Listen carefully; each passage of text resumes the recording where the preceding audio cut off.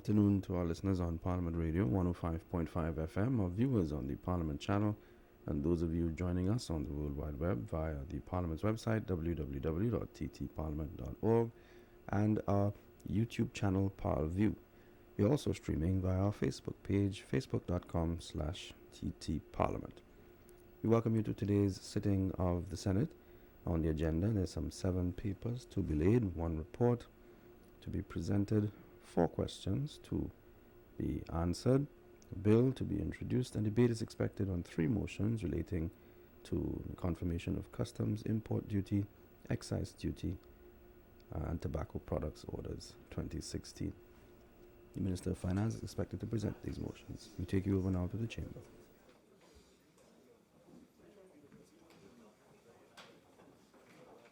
The Honourable the President. We welcome you to the 11th sitting of the Senate in the second session of the 11th Parliament that takes place on Tuesday, February 7th, 2017.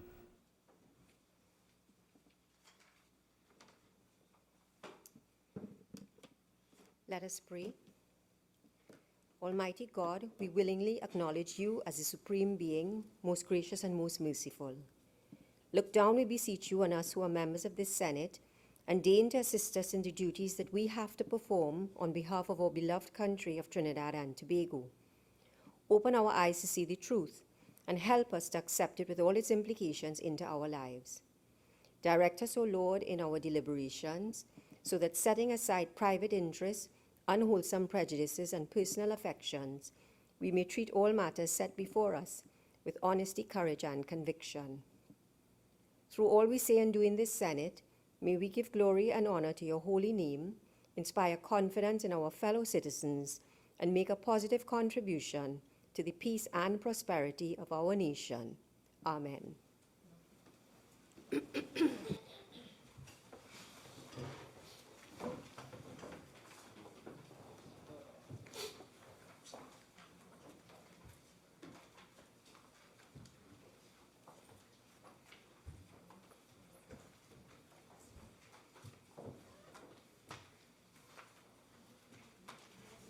Announcements by the President. Honorable Senators, I have granted leave of absence to Senator Dr. Daneshwar Mahabir, who's out of the country, Senator H.R. Ian Roach, and Senator Melissa Ramkisoon, who are both ill. Honorable Senators, I have received the following correspondence from His Excellency the President, Anthony Thomas Aquinas Carmona, SC, ORTT.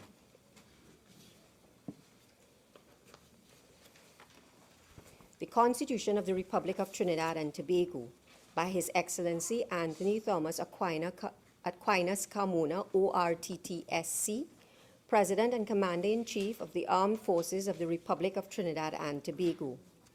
To Mr. Nikolai Edwards. Whereas Senator Daneshwar Mahabir is incapable of performing his duties as a senator by reason of his absence from Trinidad and Tobago. Now, therefore, I, Anthony Thomas Aquinas Carmona, President as aforesaid, in exercise of the power vested in me by Section 44(1)(a) and Section 44(4)(c) of the Constitution of the Republic of Trinidad and Tobago, do hereby appoint you, Nikolai Edwards, to be temporarily a member of the Senate with effect from the 7th of February 2017 and continuing during the absence from Trinidad and Tobago of the said Senator Daneshwar Mahabir. Given under my hand and the seal of the President of the Republic of Trinidad and Tobago at the Office of the President St. Anne's this 3rd day of February 2017. To Mr. Albert William Benedict Sidney. Whereas Senator Hugh Russell Ian Roach is incapable of performing his duties as a senator by reason of his illness.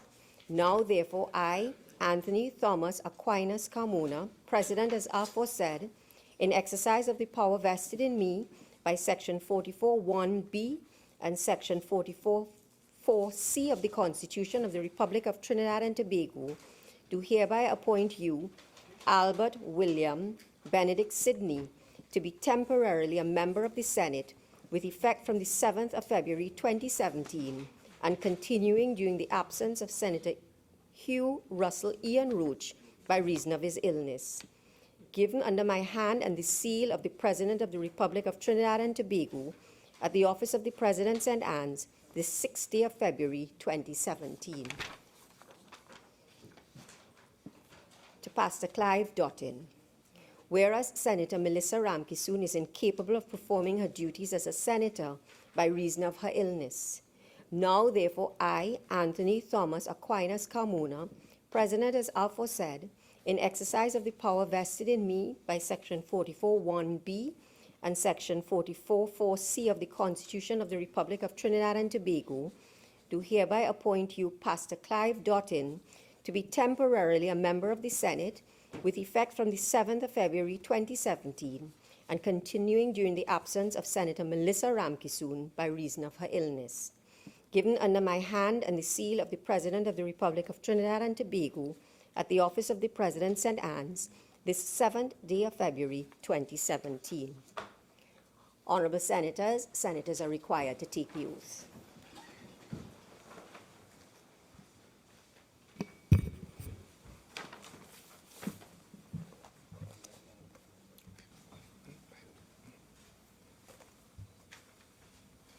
I, Nikolai Edwards, having been appointed a Member of Parliament, do swear by Almighty God that I will bear true faith and allegiance to Trinidad and Tobago, will uphold the Constitution and the law, and will conscientiously and impartially discharge the responsibilities to the people of Trinidad and Tobago upon which I am about to enter.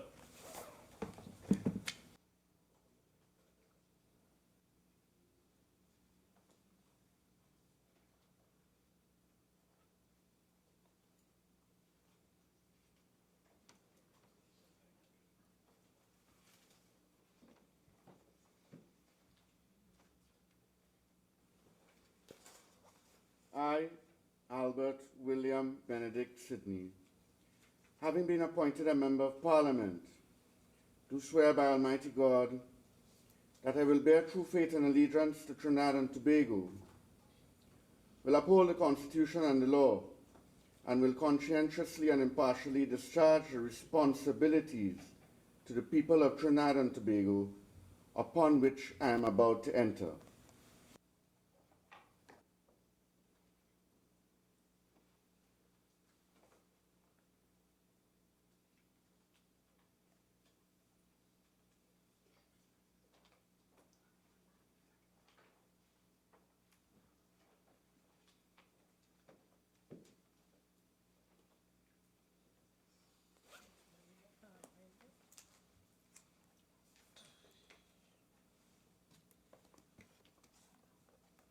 I, Clive Dottin, having been appointed a Member of Parliament, do affirm by Almighty God that I will bear true faith and allegiance to Trinidad and Tobago, will uphold the Constitution and the law, and will conscientiously and impartially discharge the responsibilities to the people of Trinidad and Tobago upon which I am about to enter.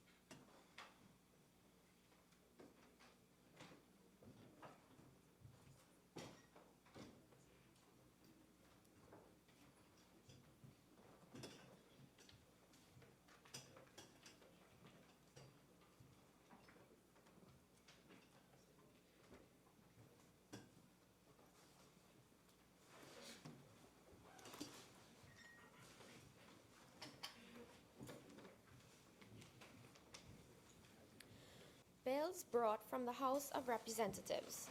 Petitions, papers.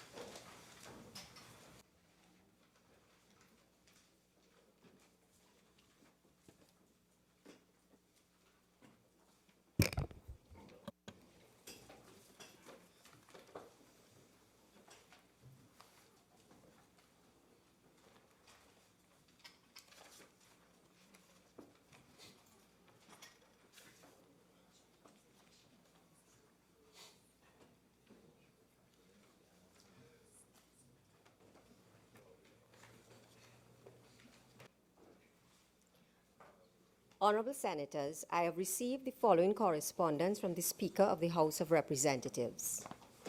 February the 7th, 2017. Dear President of the Senate, establishment of Joint Select Committees. At a sitting held on Friday, February the 3rd, 2017, the House of Representatives agreed to the following resolutions. 1. Resolved that in accordance with Standing Order 68-1, the Gambling, Gaming and Betting Control Bill 2016 be referred to a Joint Select Committee, and that this committee be required to report by Friday, March 17, 2017. 2. Resolved that subject to the concurrence of the Senate on this matter, the following members be appointed to serve on the Joint Select Committee on the Gambling, Gaming and Betting Control Bill 2016. Mr. Colm Imber, MP, Mr. Faris Alwari, MP, Mr. Stuart Young, MP, Ms. Nicole Oliveri, MP, Mr. Ganga Singh, MP, Mr. Rudranath Indar Singh, MP. 3. Resolved that in accordance with Standing Order 68-1, the Insurance Bill 2016 be referred to a Joint Select Committee, and that this committee be required to report by Friday, March 17, 2017. 4. Resolved that subject to the concurrence of the Senate on this matter, the following members be appointed to serve on the Joint Select Committee on the Insurance Bill 2016. Mr. Colm Imber, MP, Mr. Faris Alwari, MP, Mr. Fitzgerald Hines, MP, Ms. Marlene MacDonald, MP, Mr. David Lee, MP, Dr. Surajratan Rambachan, MP. I respectfully request that the Senate be informed of these decisions at the earliest convenience, please. Respectfully, Bridget Mary Anisette George, Speaker.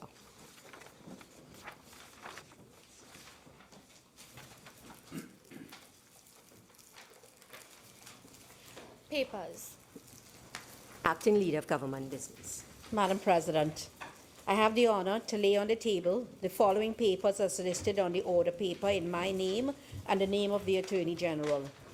The ministerial response of the Ministry of Trade and Industry to the first report of the Public Administration and Appropriation Committee on an examination into the current expenditure of ministries and departments under 3 subheads: current transfers and subsidies, Development Program Consolidated Fund, and Infrastructure Development Fund. The ministerial response of the Ministry of the Attorney General and Legal Affairs to the first report of the Public Administration and Appropriation Committee on an examination into the current expenditure of ministries and departments under 3 subheads: current transfers and subsidies, Development Program Consolidated Fund, and Infrastructure Development Fund. The ministerial response to the first report of the Joint Committee on Finance and Legal Affairs on an inquiry into criminal case flow management in the judicial system. Senator Amin. Madam President, I have the honor to lay on the table the following papers as listed on the order paper in my name. The delegation report on the Global Summit of Women Speakers of Parliament held in Abu Dhabi, United Arab Emirates from December 12 to 13, 2016. The delegation report on the 62nd Commonwealth Parliamentary Conference held in London, United Kingdom from December 11 to 17, 2016. Minister of Finance.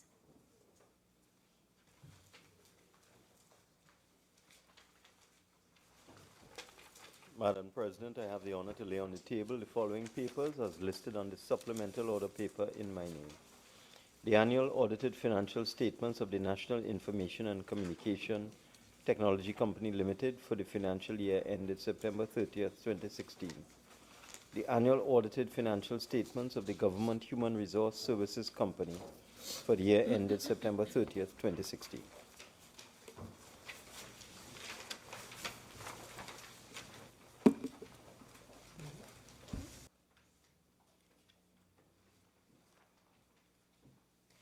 Reports from committees.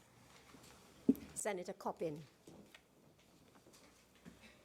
Madam President, I have the honor to present the following report as listed on the supplemental order paper in my name. The report of the Joint Select Committee appointed to consider and report on the Tax Information Exchange Agreements Bill 2016.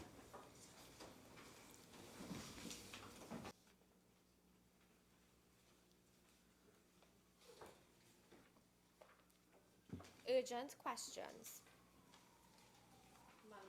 Madam President, I crave your indulgence.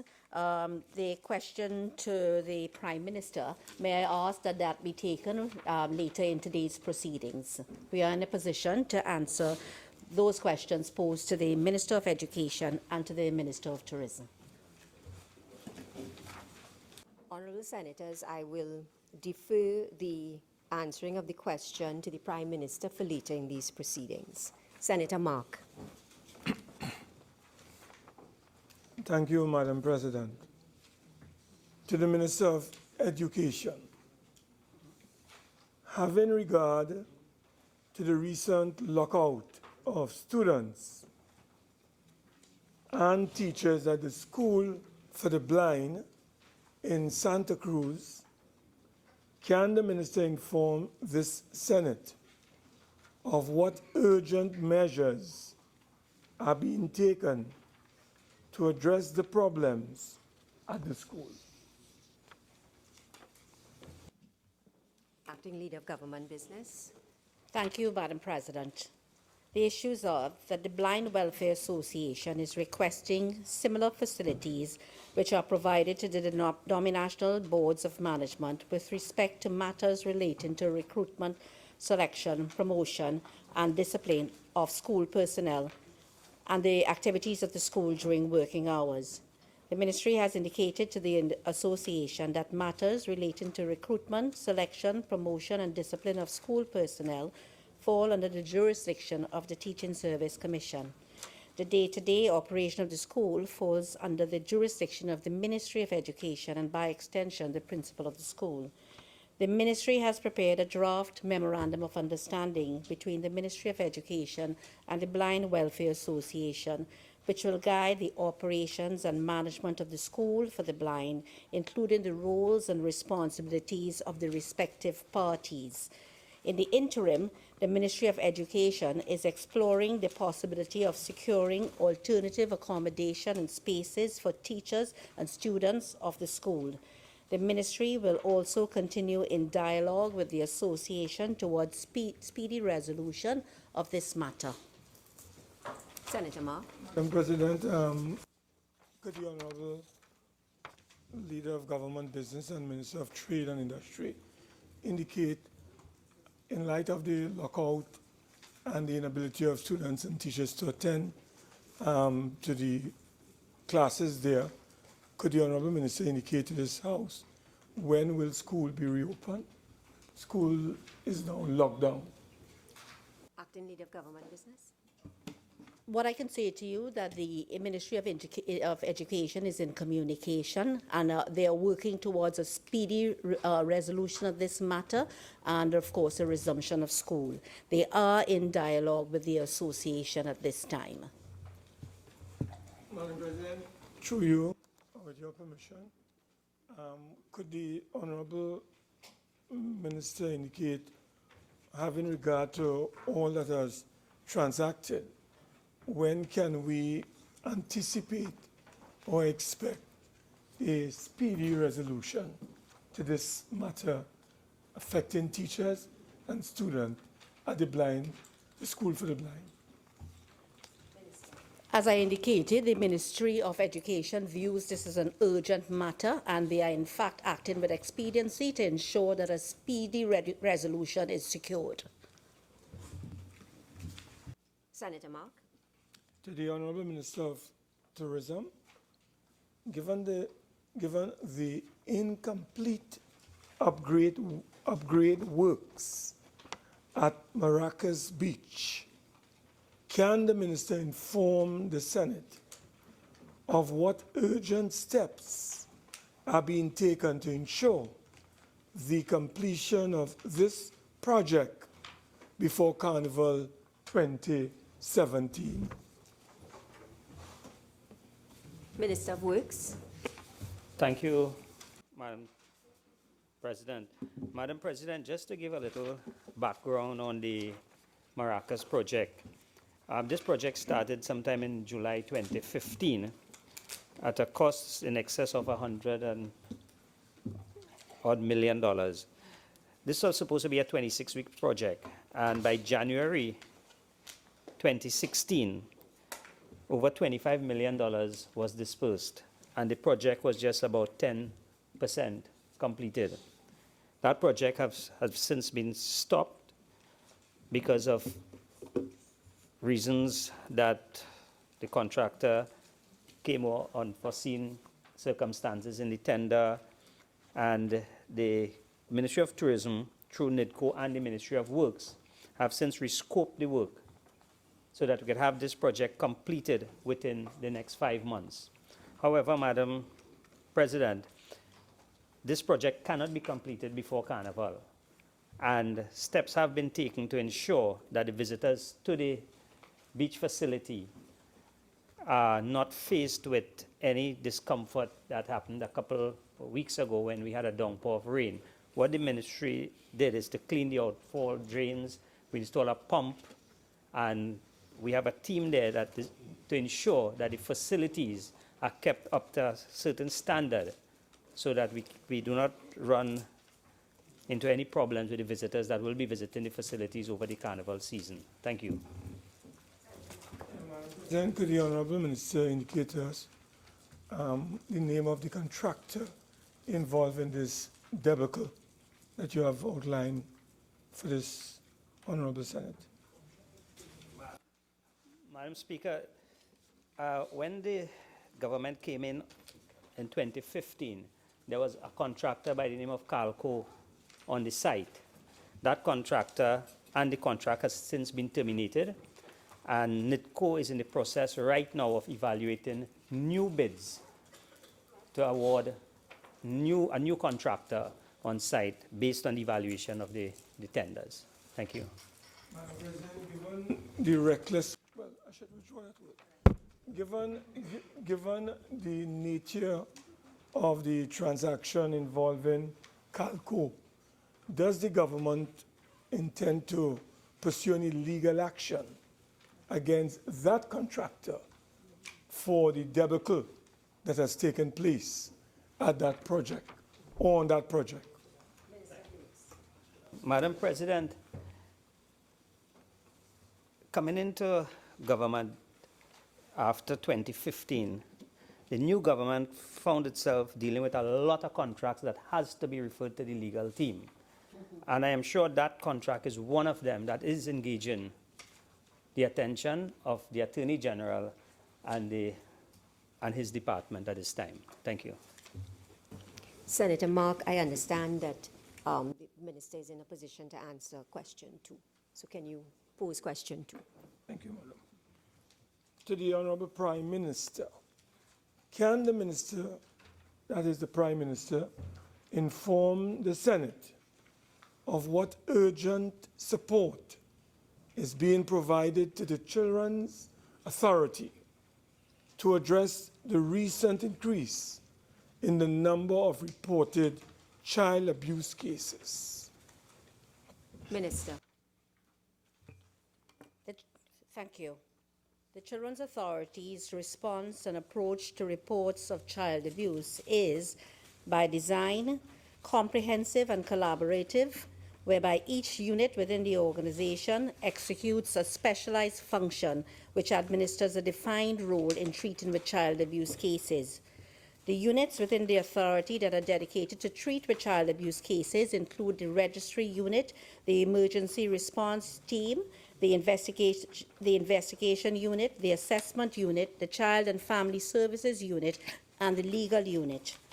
All reports of child abuse are received by the registry unit, which logs and categorizes all reports of children in need of care and protection reported to the authority. All child abuse reports, when received, are analyzed using an established risk assessment matrix to determine the level of risk of the case and the possible risk to the child. All cases which present the child to be in imminent danger are immediately flagged and brought to the attention of the emergency response team, which operates on a 24-hour shift system to ensure immediate intervention, and if required, the removal of a child from any crisis situation in real time. Another critical aspect of the authority's approach to reports of child abuse is that of investigation. The objective of the investigation unit is to either substantiate or refute the allegations of child abuse reported. The investigative process includes multiple visits to the child's home, school. Yeah. Your time is up. The 2 Sorry. minutes. Yes. Senator Mark. Madam President, could the Honourable Minister indicate, in light of reports that the Children's Authority is severely under-resourced, whether steps are being taken by the administration to provide the Children's Authority with the necessary resources so it can carry out its function as outlined by your good self? Minister. Thank you very much. And it is that the Minister who has responsibility over these matters has held discussions with the Children's Authority very recently with a view to just that, determining the status of some of the services which are offered by the authority. The meeting with the authority also discussed the question of a revised structure and all human resource requirements as well. It was agreed that the authority will make a revised submission prioritizing the positions to be filled with some immediacy. The authority was also requested to document and submit its financial needs based on this priority for early consideration by the Cabinet. No, Senator, I mean the Honourable Senators, the time for urgent questions has expired.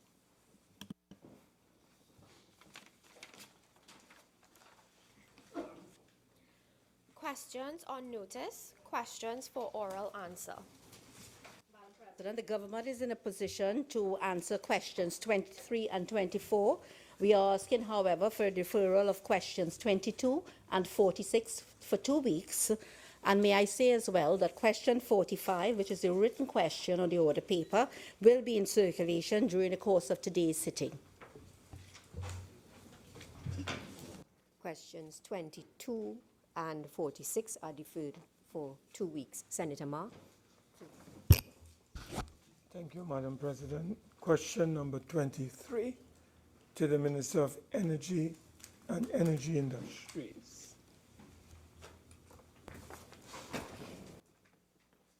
Acting Minister of Energy and Energy Industries. Thank you, Madam President.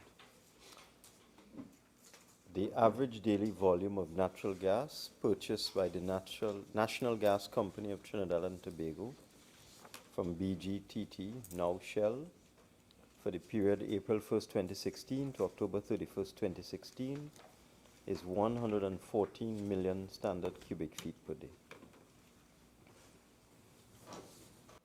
Madam President, could the Honourable Minister indicate to this Honourable House what is the established amount of natural gas that is sold by BGTT to the National Gas Company? Could he indicate what is the normal average that is sold by BGTT, which is now owned by Shell, on an average level or basis? Senator Mark, that will not be allowed. I'm not seeing that as arising from this question and the answer given. Well, could the Honourable Minister indicate to this House whether the 140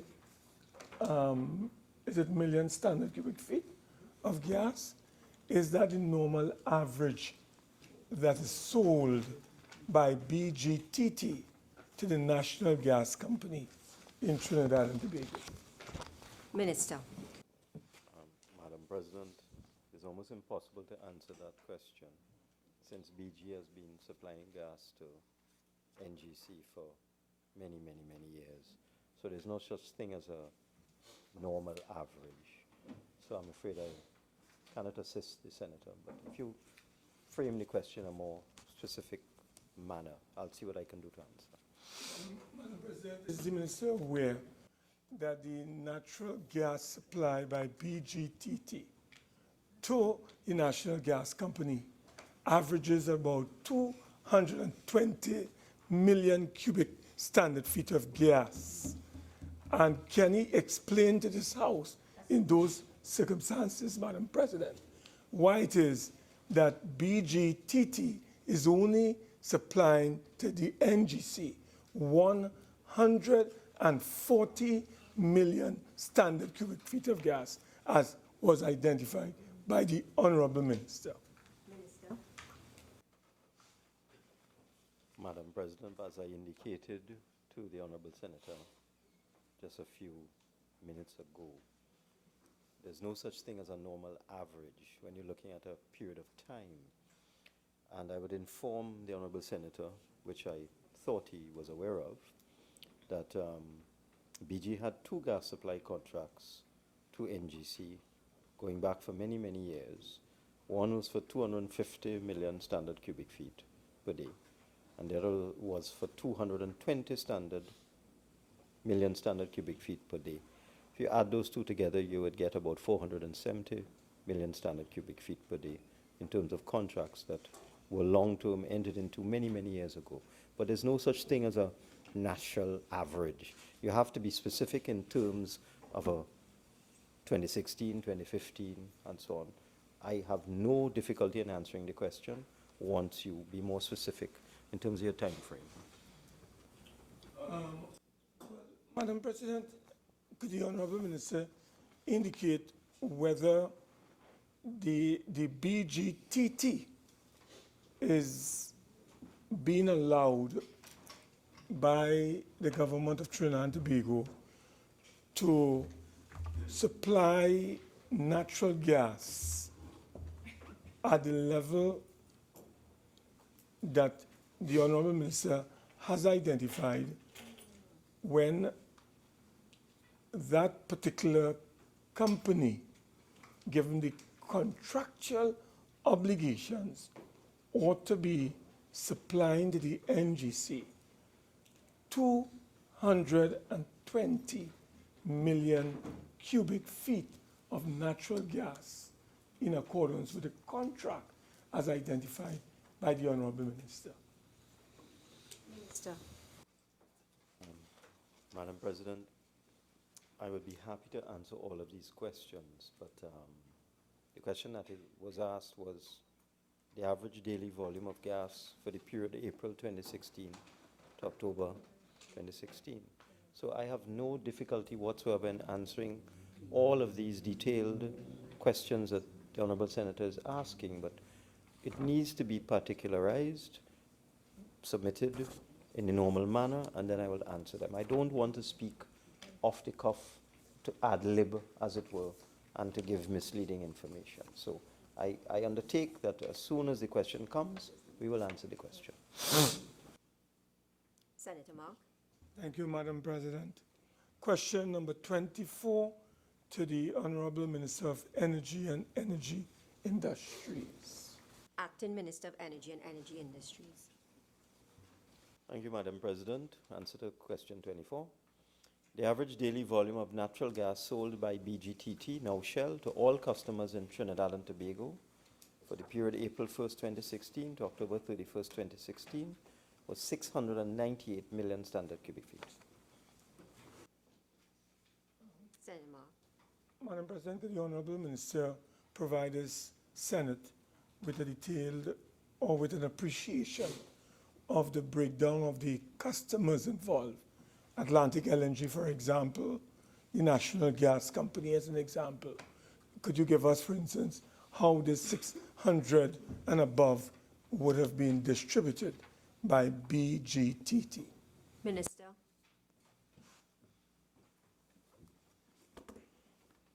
Madam President, I do wish Senator Mark had asked all these questions originally. I'll try my best.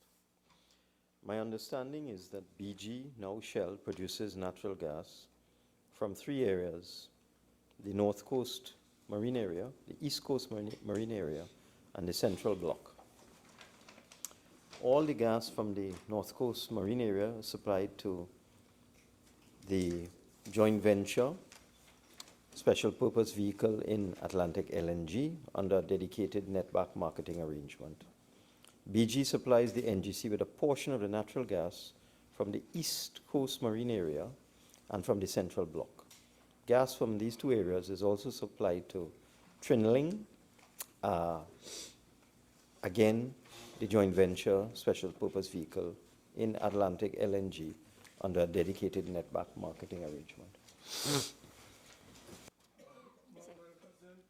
May I ask the Honourable Minister whether he's aware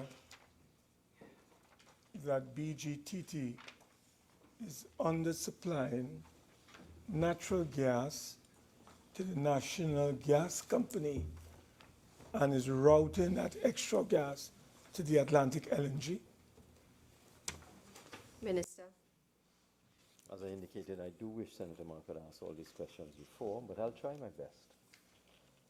My understanding is that BG has been struggling to meet its contractual obligations to NGC due to declining production from the Dolphin, Dolphin Deep, and Starfish fields in the East Coast Marine area, and major setbacks it has had with the further development of the Starfish field.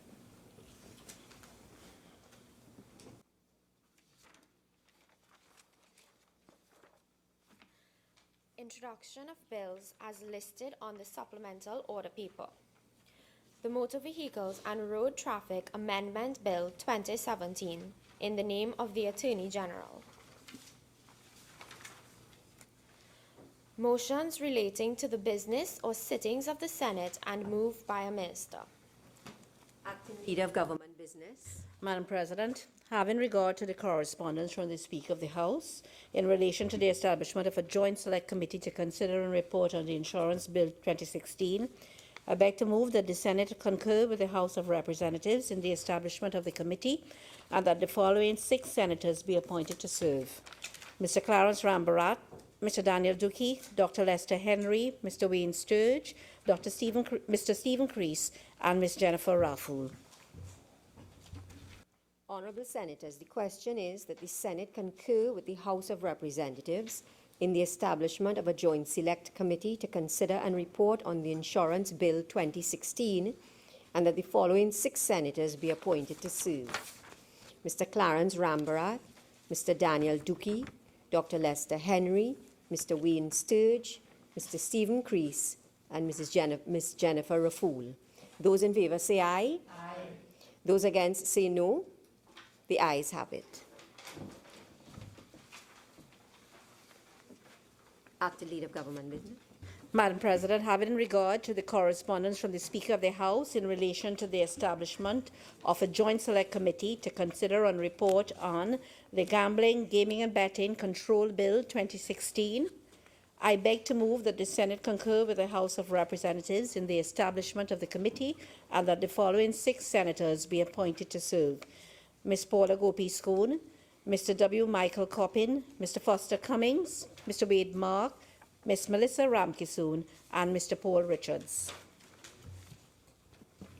Honourable Senators, the question is that the Senate concur with the House of Representatives in the establishment of a joint select committee to consider and report on the Gambling, Gaming and Betting Control Bill 2016, and that the following 6 senators be appointed to serve: Ms. Paula Gopi-Schoon, Mr. W. Michael Coppin, Mr. Foster Cummings, Mr. Wade Mark, Ms. Melissa Ramkisoon, and Mr. Paul Richards. Those in favour say aye. Aye. Those against say no. The ayes have it.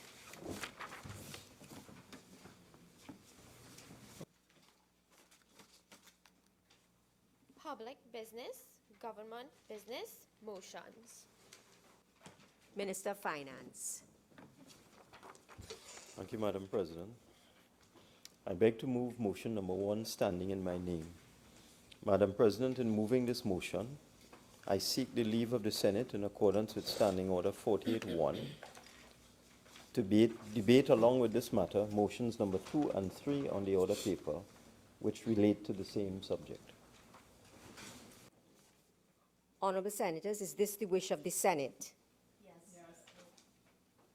Leave is granted, therefore. Minister of Finance. Thank you very much, Madam President. I wish to thank all senators for agreeing to this, especially Senator Mark. Who has a tendency to keep us here until the wee hours of the morning, sometimes. Madam Speaker, President, the matter before the House is the confirmation of a number of orders, legal notices dealing with the import duty and excise duty on alcoholic beverages and tobacco products. In order to increase the import duties in respect of the common market for alcoholic beverages and tobacco products, an order was published on October 19, 2016, in accordance with the Customs Act, Chapter 7801. Orders were also published on the same date for the excise duties in respect of alcoholic beverages and tobacco products, in accordance with the Excise General Provisions Act, Chapter 7850. The excise and customs duties imposed on alcoholic beverages and tobacco products that I have just referred to are payable from the date of publication of the orders. As a consequence, the orders for the excise and customs duties, which were published on October 19, 2016, allowed for the collection of these taxes and duties from October 20th, 2016. In accordance with the Customs Act and Excise General Provisions Act, the orders were submitted within the statutory time limit of between 4 and 21 days to the Parliament on November the 3rd, 2016. In accordance with the various pieces of legislation that affect this matter, resolutions are now before the Senate to confirm the increases in duties and therefore complete the process required by law. The orders have already been confirmed in the House. Once the resolutions are confirmed and published in the Gazette, the resolution shall have effect and the orders will expire. I want to make it clear there is no 4 months time limit on these resolutions. The 4 months time limit is related to the time to put the legislation before the Parliament in respect of some other taxes, which has already been done. With respect to these specific matters, duties were increased on alcoholic beverages and tobacco products by 20% and 15% respectively. Excise taxes were increased on the two products by similar percentages. It is expected that revenues in relation to both the customs duty and excise duty would yield in the vicinity of an additional $60 million. The increases in these duties and taxes were aimed not only at revenue generation, but also at reducing the significant social and economic losses brought to individuals and society at large by the excessive consumption of alcohol and tobacco. Just by way of reference, in Trinidad and Tobago, it costs the government approximately, and by reference taxpayers, approximately $500,000 per year, $500,000 a year, to treat just one lung cancer patient. Now, Madam President, alcohol and tobacco taxes are often referred to as inelastic taxes. Inelastic taxes are those taxes, and I'll just read from a definition here. It's an inelastic tax is an economic term used to describe a situation in which the quantity demanded or supplied of a good or service is unaffected when the price of that good or service changes. And elasticity refers to the degree of responsiveness in supply or demand in relation to changes in price. If a tax is more elastic, then small changes in price will cause large changes in the quantity consumed. If a tax is inelastic, then it will take large changes in price to affect the change in quantity consumed. I have some preliminary figures on the performance of alcohol and tobacco taxes since we introduced these measures. For the period October to December 2015, the actual collection of excise duty on rum and spirits, beer, and cigarettes and so on, total excise duties for the particular period was on beer, the duty collected between October, December 2015 was $47 million. This is for the 3-month period, October to December 2015. For October to December 2016, $47 million was collected between October and December 2015 on duty on beer.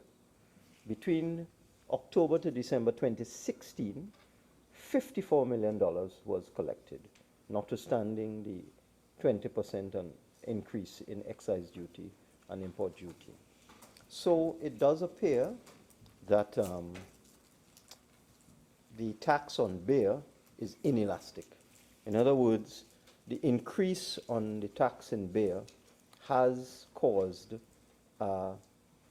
increase in consumption. It does appear so. Or let's put it on the other way. It's better to put it the other way.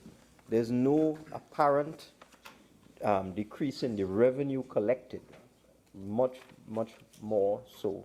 Increase in revenue collection from 47 million to 55 million, more or less, for 54.9 million for the same period, although the duty on beer was increased by 20%.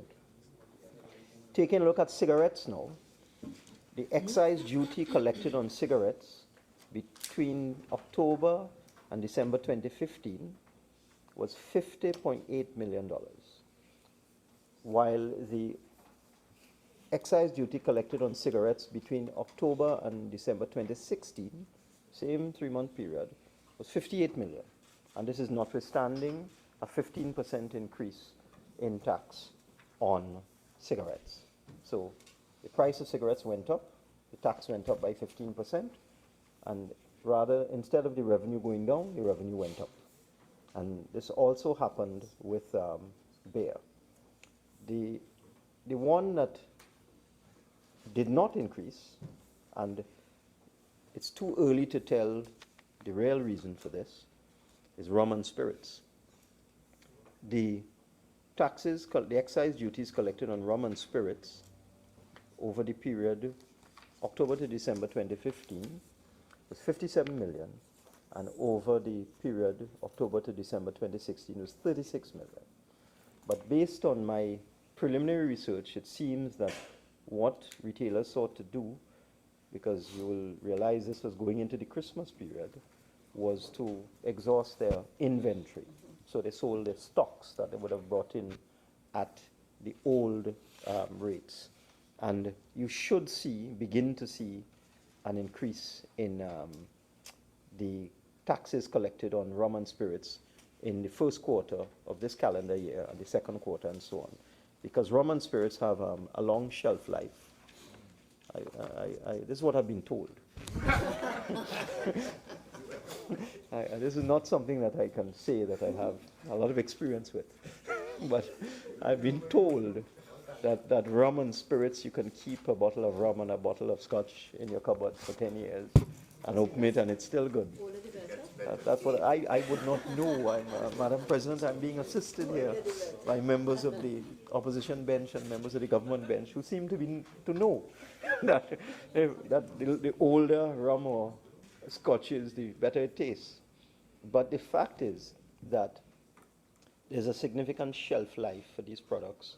So it is possible for importers to have large quantities of rum and whiskey in stock, which they would have sold over the Christmas period. Beer, on the other hand, does not have, and that I have some familiarity with. beer, on the other hand, does not have that kind of shelf life. You can't keep a case of beer for 10 years. It would certainly spoil. So that, and I'm hearing 6 months, and in some cases, it may not even last that long. It depends on the bottle. And again, I have some knowledge of that if it's a transparent, clear bottle, the shelf life is much shorter than if you use a darker bottle, a green bottle, or a brown bottle. That's a fact. The ultraviolet, the infrared, the light affects the beer and causes the quality of the beer to deteriorate. So that's why you would see some beers are in dark bottles, like Stag is in a dark green bottle, and Carib is in a clear bottle. And the reason why, and I discovered this years ago when I was in university, many, many years ago, back in the 70s, is that in those days, Carib would sell out immediately, but Stag would stay on the shelf.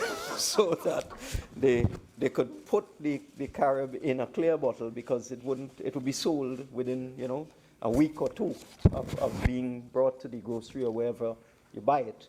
But the Stag in those days, before they had this big advertising campaign, that Stag is a man's beer and so on, Stag in those days did not sell in the quantities that it did.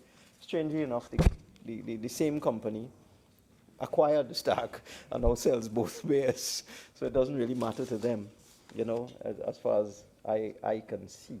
The bottom line is that it is clear that in the case of beer, because they had to manufacture new stocks, and I should explain the difference between excise duty and import duty. Import duty is the duty charge obviously on imported products. Excise duty is the duty charge on locally manufactured alcohol.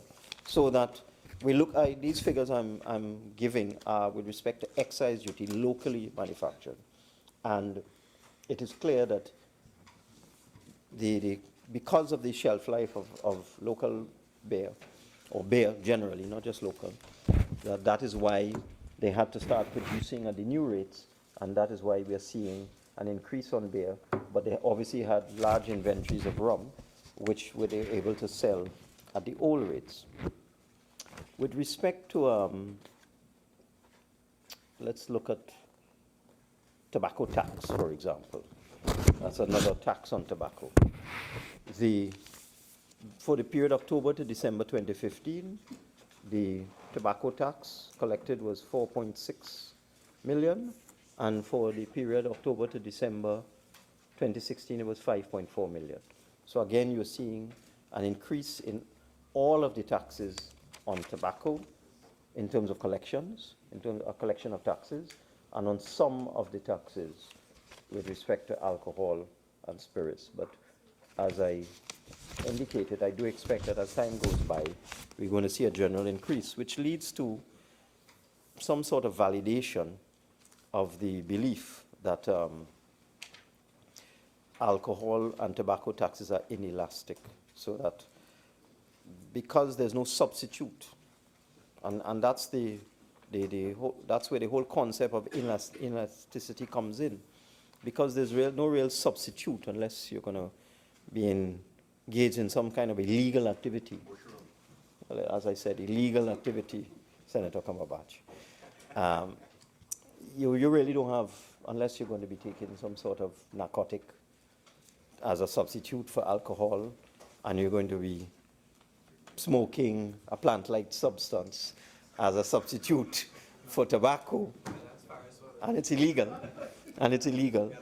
So you don't have, consumers don't have much choice in terms of what is the alternative to alcohol and tobacco, and that again makes the good inelastic. When you have choice, then you will move away from the more expensive product. And in fact, just by way of reference, I've seen that with the changes in taxes on motor vehicles, where we also did some adjustment to taxes on motor vehicles, and whereas in the previous year, in 2015 and so on, there was a very small number of hybrid vehicles coming in. I don't have the precise number on me. By the time I do my winding up, I will have it. But I know from memory it was a small number, less than 20. From October 2016 to the January 2017, immediately after all of the taxes were removed from hybrid vehicles, because prior to that, you had taxes some of the taxes were removed, not all. But in that period, we removed all of them. A total of 453 hybrid vehicles came into the country between October and 2016 and January 2017, where in the previous year, for the entire year, maybe 15 or 20 had come in, because it was not an option. And that's the point I'm making about elasticity. It was not a good option for someone to buy a hybrid vehicle because it's more expensive. So if you take two comparable vehicles, take a Ford Fusion, a regular Ford Fusion car, and then you take a Toyota Prius, or Prius, not sure of the exact pronunciation. The Prius or comparable vehicle was more expensive than the regular combustion engine vehicle. But with all the taxes off, the hybrid vehicle is now cheaper or on par with a comparable combustion engine vehicle. So people have a choice. So they decide now to move away from the combustion engine and buy the hybrid vehicle. So that's where you have elasticity of demand and supply. You have options. But with respect to alcohol and tobacco, you really don't have any other options if this is what you want to do. If you want to smoke and you want to drink, you don't have many options unless you get involved in some sort of illegal activity. Now, there have been many studies on the impact of price increases with respect to alcohol in particular. And reading from a paper done by a gentleman by the name of David Rudman, Open Philanthropy Project in July 2015, the impact of alcohol taxes. And he has made this point, that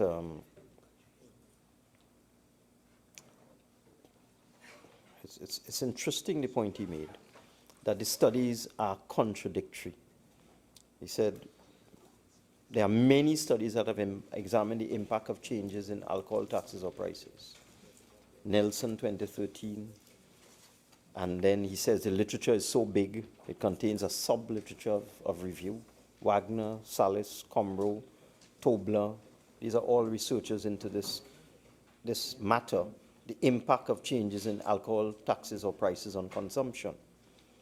And he says, superficially, the high-quality studies contradict each other. Alcohol tax cuts did not increase problem drinking in Denmark or Hong Kong, but did so in Finland and Switzerland. So when they reduced the price of alcohol, they reduced the taxes on alcohol in Denmark and Hong Kong, people still, continue to drink. But when you did it in Finland and Switzerland, there was a positive effect. But he does come to the conclusion that as you continue to increase taxes on alcohol, that eventually you'll reach a point where it will start to inhibit the consumption of alcohol. From our information, we have not yet reached that point.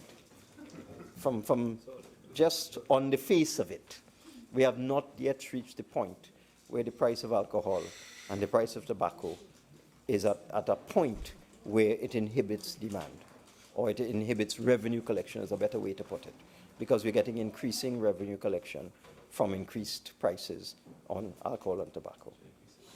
So I am not going to say that at all. Not falling into that trap again. Not catching me with that again. I have learned my lesson. So that we had a policy decision, twofold, to try to reduce the consumption of tobacco and alcohol, and also to try and get some additional revenue. And we are getting additional revenue, but it is too early to tell whether we're seeing reduction in consumption, because you have to look at it in absolute terms. Because remember, the tax level has gone up. The actual consumption may be going down. When you take the multiplier, you multiply the consumption against the tax level, we're getting more, we're collecting more revenue.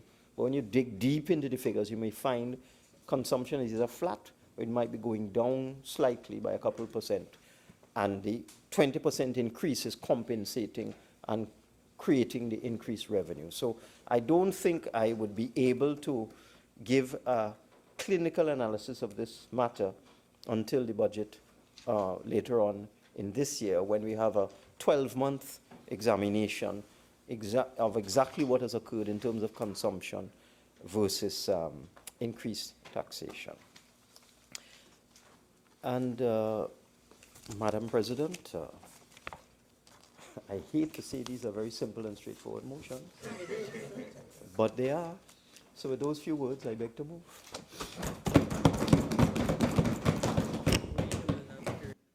Honourable Senators, I shall now propose the question for debate. Be it resolved that the Customs Import Duty Caribbean Common Market Amendment Order 2016 be confirmed. May I also remind members that leave has been granted to speak on motions numbers 2 and 3. Senator Mark. Thank you very much. Madam President, I rise to deal with these motions which we initially wanted to deal with separately. But we felt that good sense should prevail and we would be able to deal with them conjointly. I want to tell you, Madam President, that the framework that we are going to establish for this debate is the following. We want to look at the legal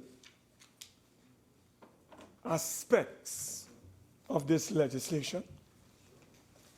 We want to look at the parliamentary law and practice as it relates to these motions. We want to also examine the economics as well as the social policy context of the motions before this honorable House. My colleagues will deal with several of the areas that I've mentioned. I will deal with things in a broad perspective. But I want to start off with the Constitution of the Republic of TNT. And I want to go to 75(1) of the Constitution. And it reads, Madam President, there shall be a cabinet for Trinidad and Tobago, which shall have the general direction and control of the government of Trinidad and Tobago, and shall be collectively responsible, therefore, to the Parliament. The government is accountable. The executive is accountable to the Parliament. I go to section 53 of the Constitution. Reads, Parliament may make laws for the peace, order, and good government of Trinidad and Tobago. And the final area I want to share with you, Madam President, is section 39 of the Constitution, which defines what the Parliament is. It reads that there shall be a Parliament of Trinidad and Tobago, which shall consist of the President of the Republic, that is, the Senate, and the House of Representatives. Madam President, I raise this very early to let you know that today marks 91 days. 91 days since this matter was supposed to be brought to this Senate and to be confirmed, rescinded, or rejected, or amended. Madam President, I just want to let you know that when we came here on Tuesday, November the 15th, 2016, at 1:30 p.m. in the afternoon period, we were advised by the then leader of government business, I wish him a speedy recovery at this time, the Honorable Franklin Khan, that there was no need for us to meet and discuss Finance Bill number 3, nor these 3 motions. And he's on record as telling us there was an opinion given by the Treasury solicitor, which he would have made a copy available to the Parliament. Since then, he gave that commitment on November the 15th, Madam President.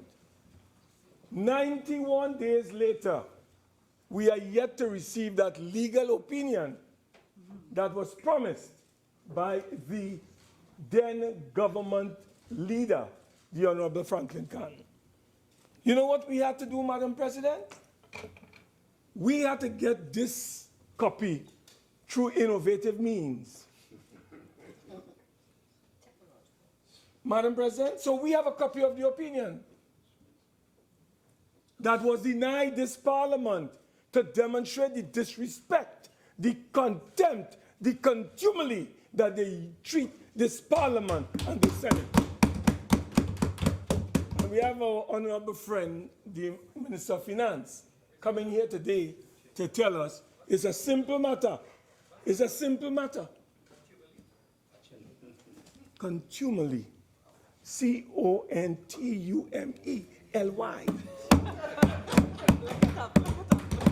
So, Madam President, I want to make it very clear. I want to make it very clear. I want to make it very clear that this is not a simple matter. It is not a simple matter.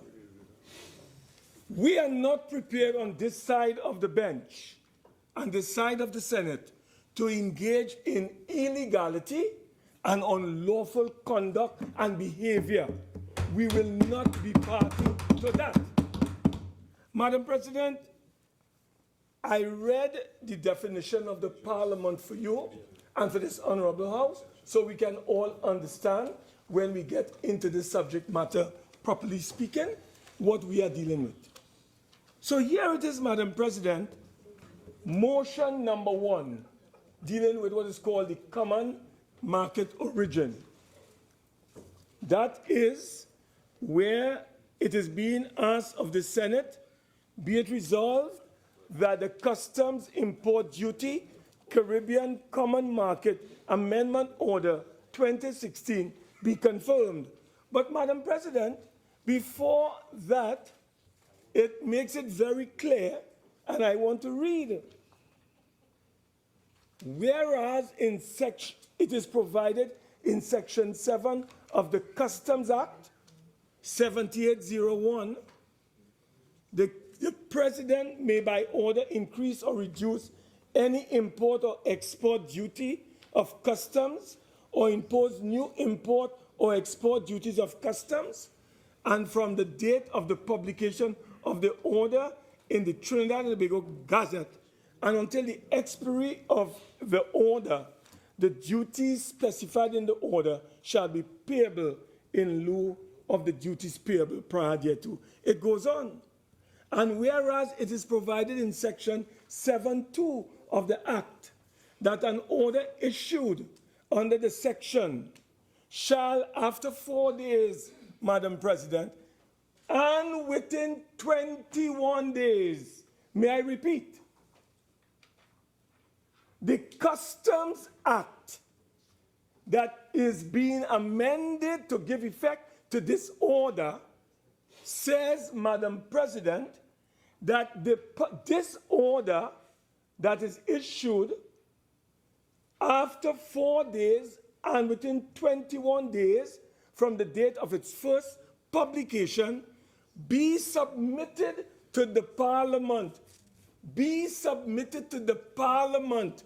The Parliament is made up of the President, the Senate, and the House of Representatives. And may by resolution confirm, amend, or revoke the order, and upon publication of the resolution of Parliament in the Trinidad and Tobago Gazette. The resolution shall have effect and the order shall expire. And Madam President, it goes on. Madam President, what we have here is a travesty of justice and an attempt, surreptitious attempt by the government of the Republic of Trinidad and Tobago to undermine the Parliament of this country by treating this Parliament with contempt, by imposing duties on tobacco products and alcoholic beverages, by imposing customs duties on the importation of tobacco products and alcoholic beverages from within CARICOM and extra-regionally without the approval and support of the Parliament, which is the both houses of Parliament. That is what is at stake here. So the government came here, Madam President, on the 15th of November, which was 23 days after the 21-day deadline. And they told us, Madam President, that they got this opinion, which we got through innovative means, from a lady called Carla Carter, the Treasury Solicitor. And Carla Carter, poor public officer, misled the minister, misguided the minister, and the minister misguided himself. So we have an opinion which we got through innovative means. And you know what they told the minister? And he said something very curiously earlier.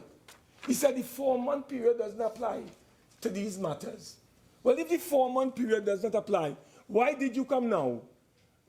The Treasury Solicitor says you have 4 months to give effect to these measures. And you know when it expires? On the 19th of February. The 19th of February. So you come today, the 7th, before the 19th, in order to pass this. But, Madam President, I want to ask the Honorable Minister, who did not say, I want to ask him, on page 3 of this opinion given by the Treasury Solicitor, hear what is said, and I want to quote, Madam President. It says, it also does not appear from a reading of the standing orders for either the House or the Senate that the Parliament give itself time by which the resolutions are to be confirmed and hence published. The latter view, however, is subject to that provided by the relevant officers of the Parliament who should be consulted on this point. Madam President, I want to ask the Honourable Minister of Finance, since the Treasury Solicitor advised him that the Treasury Solicitor herself was not clear on the matter, and the Treasury Solicitor advised the Minister of Finance to consult with the officers of the Parliament, Madam President, to make sure that she is right on this matter. Could I ask the Minister of Finance when he's winding up? Or maybe if he wants to tell us now, I will take my seat. To ask the Minister of Finance whether he consulted the officers of the Parliament on this matter, Madam President. I will take my seat temporarily to give the Minister an opportunity to indicate to us whether he consulted with the officers of the Parliament. He has not risen up. He has not risen. So I have to assume, Madam President, he did not consult with the officers of the Parliament. That is what I have to assume, Madam President. And Madam President, if the Honourable Minister did not consult with the officers of the Parliament, how did the Minister come to the conclusion that he can come 91 days later to give approval to a measure that, Madam President, may I go to the Customs Act, which is governing one of these motions here. And let me go to Section 7 of this Act to let you understand what we are dealing with. This matter that we are dealing with is an illegality. It is unlawful. And we will not be engaged in passing any measure that is unlawful and illegal. We will not be party to that. Madam President, let me ask you to join me in going to Section 7, subsection 2 of the Customs Act 7801. It reads, an order issued by the President under Section 7 shall, after 4 days and within 21 days from the date of the first publication, be submitted to Parliament, and Parliament may by resolution confirm, amend, or revoke such order. And upon publication of the resolution of Parliament in the Gazette, the resolution shall have effect, and the order shall then expire. If the order is not submitted within the said period of 21 days to Parliament for confirmation, it shall ipso facto expire. It went on further to say, Madam President, that so much of the duties as shall have been paid under an order made under subsection 1 as may be in excess of the duties payable immediately after the expiry of the order shall be repaid to the persons who paid the same. What the law is saying, and I believe it's there is where the Treasury solicitor may have misguided herself. You know, Parliament is serious business. Many people don't understand parliamentary law and parliamentary practice. The practice in this Parliament for the last 50 years, Madam President, and I did the research. In 2009, when the Honorable Minister was a member of the Patrick Manning government and cabinet, they introduced similar measures, Madam President. They increased excise duties on tobacco products, on alcoholic beverages, both within Trinidad and Tobago, excise duties, and imported from CARICOM, customs duties, and extra-regionally. And Madam President, they follow the law. Within 21 days, the measures were debated and passed in the both houses of Parliament. The records are there to show that under a PNM government, with the Minister of Finance being a member of the cabinet, he sat and he knew of this practice and decision of the Parliament. Yet still, the minister in 2016 went to the Solicitor General, the Treasury Solicitor, and I want to read this thing here, Madam President. Reference is made to the subject and your request. I want to repeat. The Treasury Solicitor did not volunteer an opinion. It was the Minister of Finance, according to the Treasury Solicitor, who went to the Treasury Solicitor, according to this opinion, and sought a legal opinion. And this is the legal opinion which I'm prepared to circulate, Madam President, to all. You're allowed to read from documents, but you seem to be brandishing this, whatever it is you have in your hand, and it is therefore becoming a visual aid, and you needed to get my approval to be brandishing any visual aid. So you can refer to the document, but could you desist from brandishing as you are? Okay, well, I shall not brandish this document. I shall keep it at low levels. Thank you very much. So it will not be interpreted as brandishing. But, Madam President, what I would like to say is that this document that I have before me is what was promised to us by the Minister of Energy and Energy Industry and we are yet to see. So, Madam President, I explained that in 2009, under the Patrick Manning administration, when Karen Nunes Teixeira was the Minister of Finance, and Mariano Brown was the Minister in the Ministry of Finance, I was a member of the Senate at that time, and within 21 days, Madam President, the matter was brought to this Senate, and it was approved within the legal framework. So, Madam President, how can we, after 55 years of independence, which is this year, and after 54 years as a sovereign democratic state, and having increased alcoholic and tobacco products on several occasions, Madam President, how come for the first time we are being told in 2016 that we don't have to follow the Customs Act and bring the resolution to this Parliament for approval within 21 days as stated in the law of Trinidad and Tobago, Madam President? Madam President, may I remind you again that under motion number 1, whereas it is provided by Section 7 of the Customs Act, we are dealing with the Customs Act, Madam President. And the Customs Act is very clear. You must get approval within 21 days. We are now 91 days.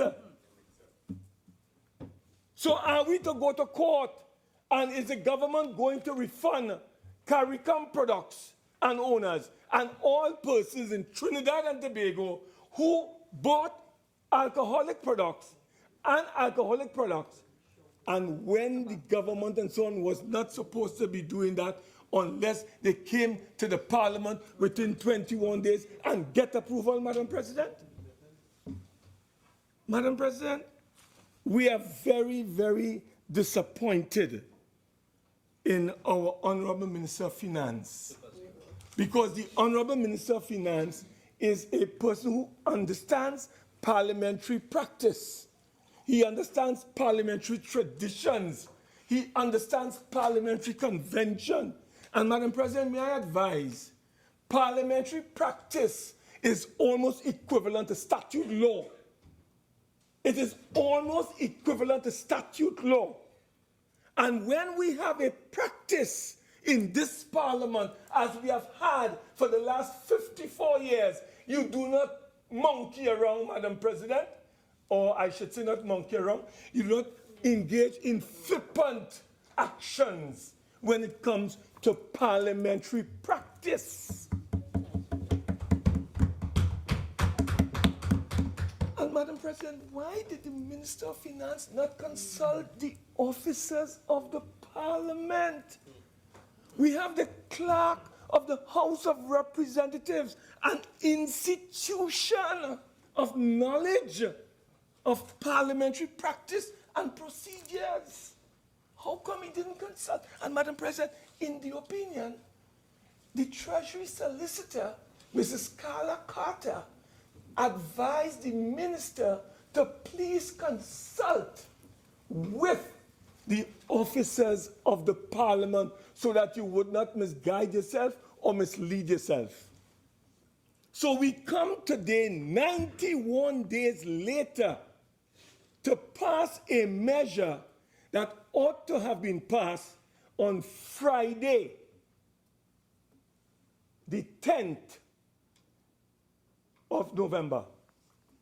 The House met on Wednesday, Madam President, I believe on the 9th. We would have had to meet on the Thursday, the 10th, which would have been the 21st day, to pass this measure. We did that meet. We came on the, Madam President, as I told you, we came on the 15th. So, Madam President, why is it necessary for us as a Parliament to go through something that could have been easily avoided, Madam President?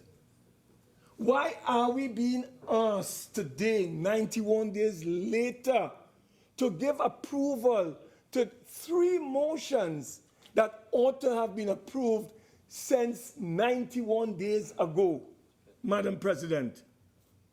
How can we be part of an illegality?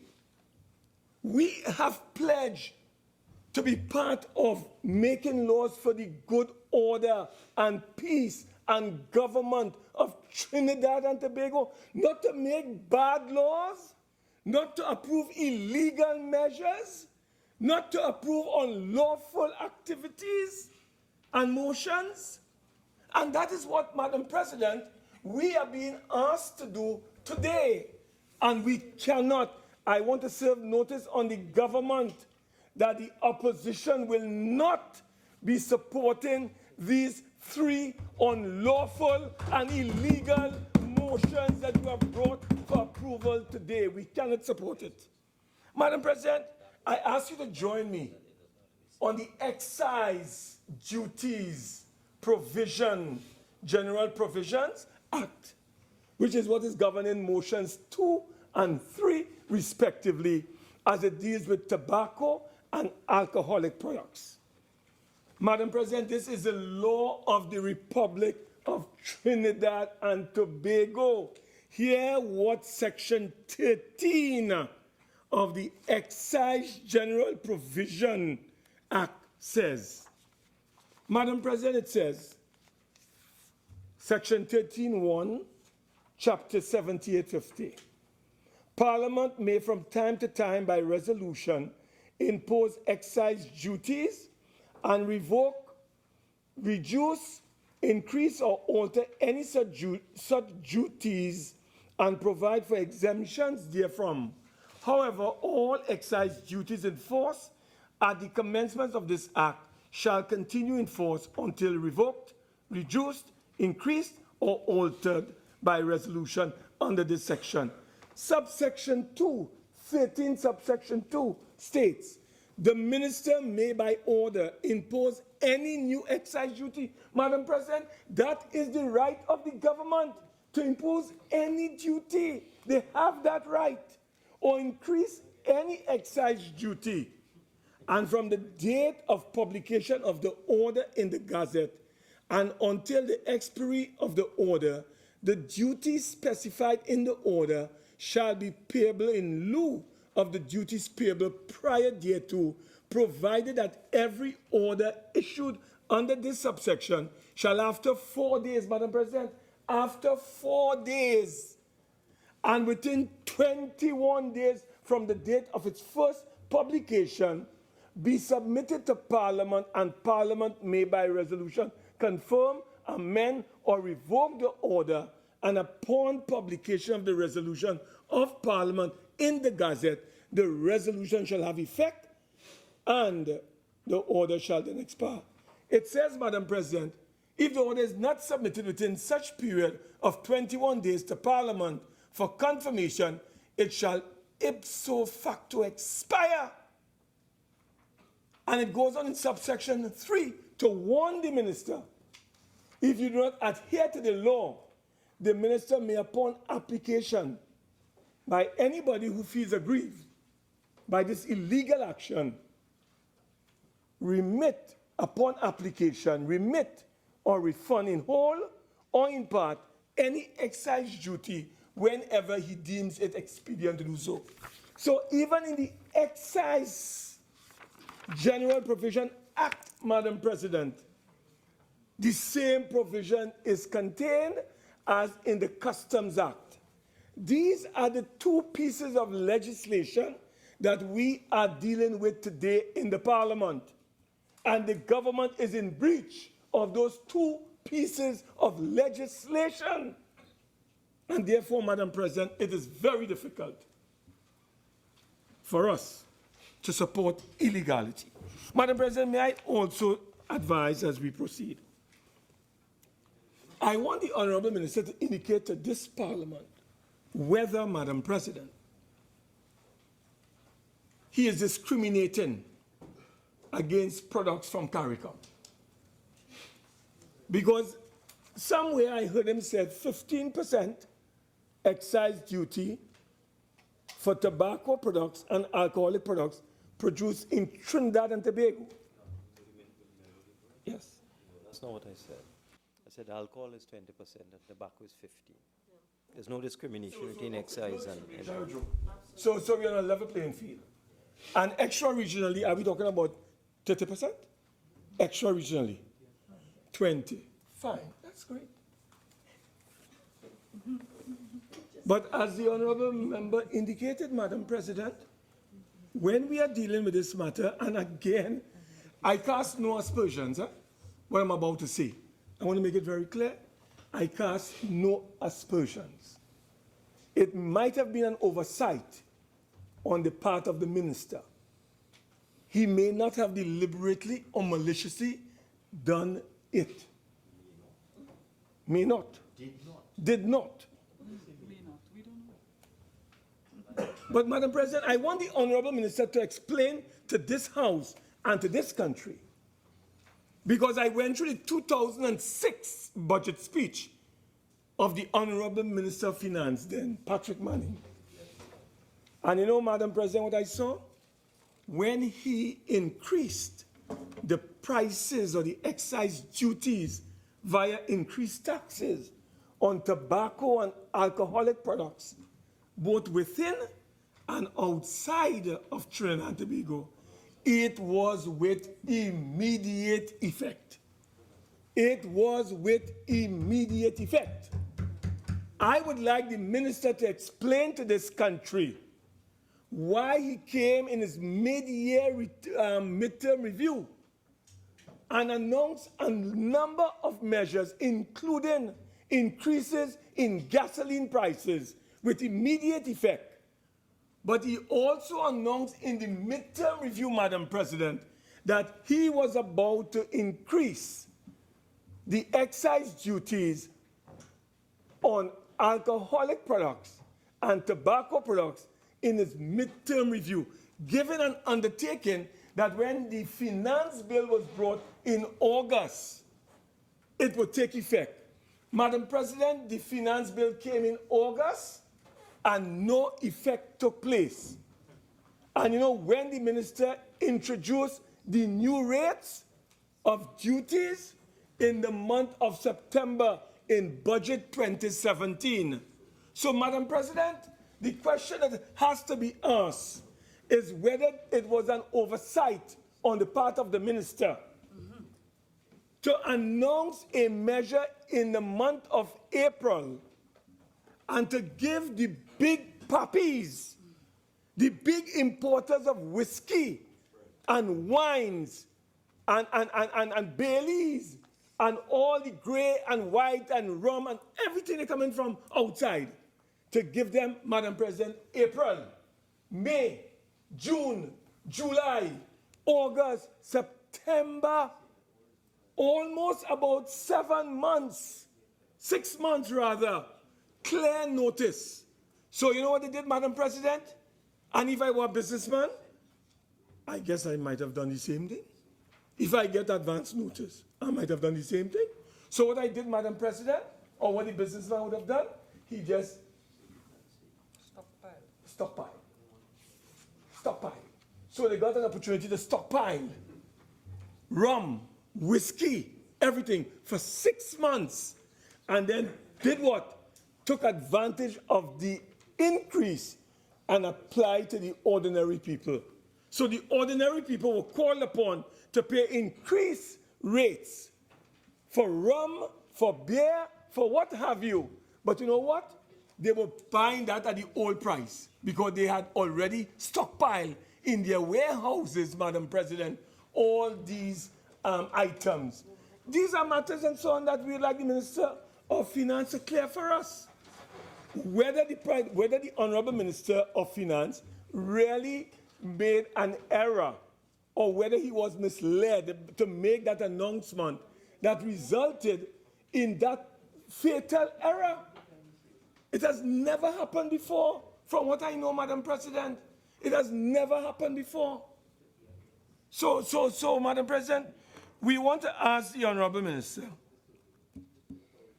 as I'm on my legs here, Madam President, the Minister has increased the price of, as he said, all the spirits and the beers and rum and tobacco products. And I am sure, as he has admitted in the budget speech, there is going to be an increase in contraband smuggling into this country. I am sure he's aware, because he did admit, Madam President, that is the Honorable Minister, that there will be an increase in contraband smuggling. Because what you are going to do, as you increase the price, and as he admitted, it is an inelastic product. I remember some years ago, Madam President, when the Honorable Patrick Manning, and may God bless his soul, and may he rest in peace. Senator Mark, you have 5 more minutes. Yes. I remember reading somewhere where people, when they increased the alcoholic prices, and alcoholic prices in particular, a man, they interviewed a fellow on the street, Madam President. He said they can increase alcohol how much they want. He says, rum till I die. The interview, another one, he said, I'm a rum cork. Because it is an inelastic product. Don't matter how much you increase it, Madam President, people are going to drink rum. Those people who are alcoholics and who are chronic drinkers. And the figures are showing it, as the minister testified a short while ago. So, Madam President, let the minister level with this parliament today. As I want the minister to tell us if he is undermining parliamentary practice, parliamentary convention, parliamentary traditions, and parliamentary precedents. We want to know if the minister is undermining that by that measure that he has introduced today, Madam President, and we are debating today. And we are saying, from a legal point of view, from a parliamentary legal perspective, the minister has been misguided by the Treasury solicitor. And he must take responsibility for that. And Madam President, either the minister withdraw these illegal motions here this evening, withdraw them, or he should withdraw from the cabinet. He should tender his resignation. Because this is a very, very serious matter that has occurred, Madam President, and we believe that the minister owes a proper explanation to the nation as to why he has flouted both the Customs Act and the Excise General Provisions Act that tells him clearly you can impose new taxes, new duties within 4 days, but no longer than 21 days, you must come to Parliament via resolution to get confirmation, revocation, and or amendment. He did not do so, Madam President. So, Madam President, as I said, I am not going into details on the social policy aspect, on the real legal aspect. I deal with the parliamentary aspect of it. But there are others on our bench that will deal with this matter in a little more detail. But I just want to say in closing, Madam President, that we are not in support and we will not support unlawful, illegal measures that have been brought by the Minister of Finance 91 days after it was supposed to be brought here, Madam President, within 21 days. The minister has extended it. And I hope that he learns his lesson well and he never repeats that error. He apologizes to the Parliament, apologizes to the nation, withdraw this illegal document that he has brought here, and make sure when he brings his next budget and he increases taxes for people who have dogs or people who have bicycles, he does not make that same error that he made with tobacco products and alcoholic products. Madam President, I thank you. Senator Shriki.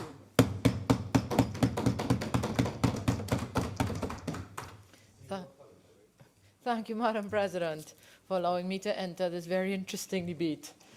And coming in after Senator Mark, I'm not too sure how well I'll be able to keep up with that pace. But brought before us here today are 3 motions that we are permitted to debate together. And it speaks of increasing the excise duty and customs duty on alcohol and tobacco products. I'm of the view that these motions originated from the government's policy that they articulated and presented in Budget Statement 2016-2017, when the Honourable Minister of Finance indicated that it was his intention to increase taxes on alcohol and tobacco products. And I would like, and to quote from the budget statement, it says here, Madam Speaker, the government is of the view that we need to curb consumption of alcohol and tobacco. Worldwide tobacco use is the single largest cause of preventable death, killing around 6 million people every year, and while over 3 million deaths every year result from the harmful use of alcohol. And he goes on to say that such losses have significant social and economic impact on Trinidad and Tobago. And there I want to agree with the Honourable Minister, and I'm saying use of these substances have with it a death burden, DEATH, a social burden and a financial burden, the use of these products. And in the absence in Trinidad and Tobago of a comprehensive policy geared towards the reduction of the consumption of alcohol and tobacco products, if it is that a cost factor is going to be introduced as a measure to curb consumption, well then I will be in support of the measures. So while we look at Trinidad and Tobago and we recognize that there is consumption of alcohol and tobacco products, and I do believe that there is a need to reduce that consumption nationally, I want to quote from a Newsday article on Monday, July 27, 2015, and it's entitled Trinidad and Tobago, or TT, Loves Alcohol. And it says here, a recent PAHO and WHO survey shows Trinidad and Tobago ranks very high in terms of the amount of alcohol consumed. Trinidad and Tobago and 2 other CARICOM countries were identified in a Pan American World Health Organization report on alcohol use as having the highest rates of alcohol consumption in the Americas. And therefore, if such a fact exists, it requires concern as leaders of Trinidad and Tobago that consumption of these demerit goods, goods that have negative effects on society, need to be addressed.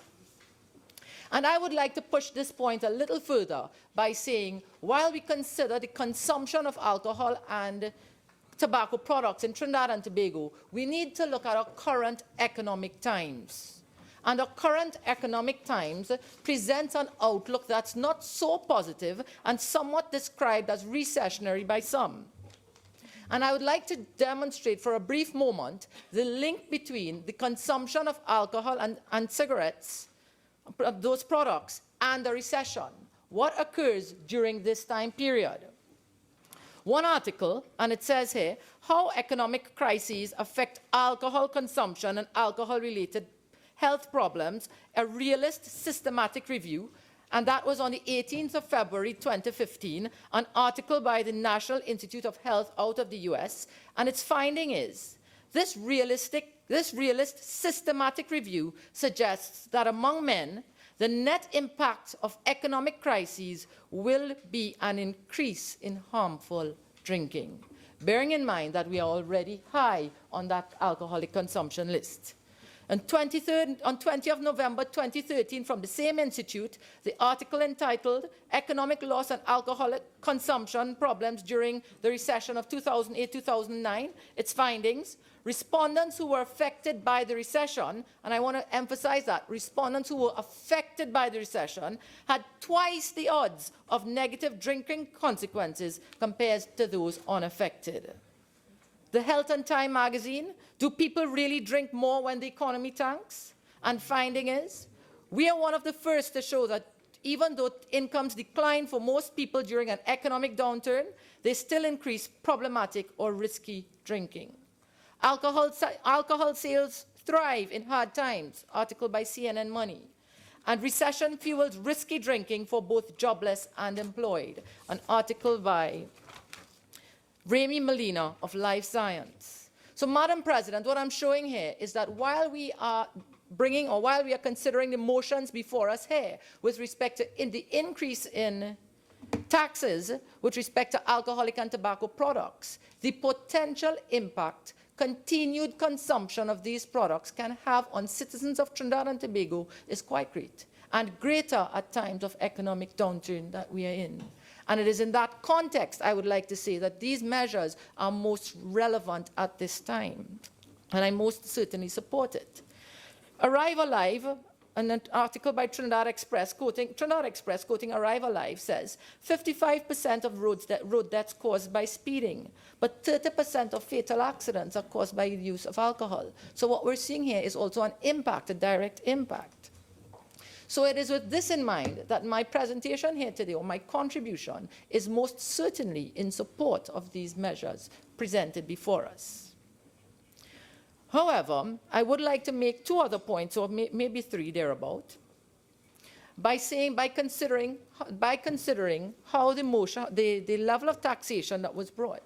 We saw in motion 1 that the custom duties that was brought before, that is proposed here, seeks to increase custom duties of 20% on alcoholic products and 15% on tobacco products from originations that are of the Caribbean and extra-regional sources. And so I am saying today, and I've considered the motions, and I saw excise taxes being imposed on tobacco and alcohol from those in Trinidad. And I'm asking the question, if it is that there's a consumption of alcohol products and alcohol and tobacco products in Trinidad and Tobago, the higher-end products that are being consumed are those from extra-regional sources, as opposed to regional and local. Then, if we are to curb the consumption of these products in Trinidad and Tobago, then why didn't the products originating from extra-regional sources, which really are the products that the middle and upper class would utilize, and the goal is to curb, why didn't a higher rate of taxation be imposed on the products from extra-regional sources? My point here is that those are the products that are utilized by the higher end in society, middle and higher end. And I'm bringing the point here together that if we are to use the concept that the Honorable Minister would use, which would be spread the burden of adjustment. And he, in his contribution, also said, he also used the example of motor vehicles, and he said, and in that motion, he increased the level of taxation on cars with larger engine sizes as the engine sizes went up. I am saying, if there was any consideration being given to alcoholic products of a higher value, which usually originates from outside of Trinidad and Tobago and the CARICOM region.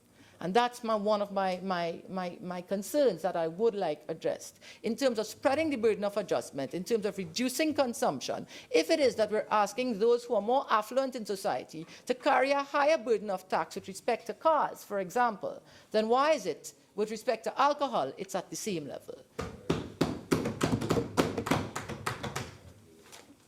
More so in support of this motion, where I'm asking, why is it that consideration was not given to a higher level of taxation on alcohol and tobacco products that originates outside of the region?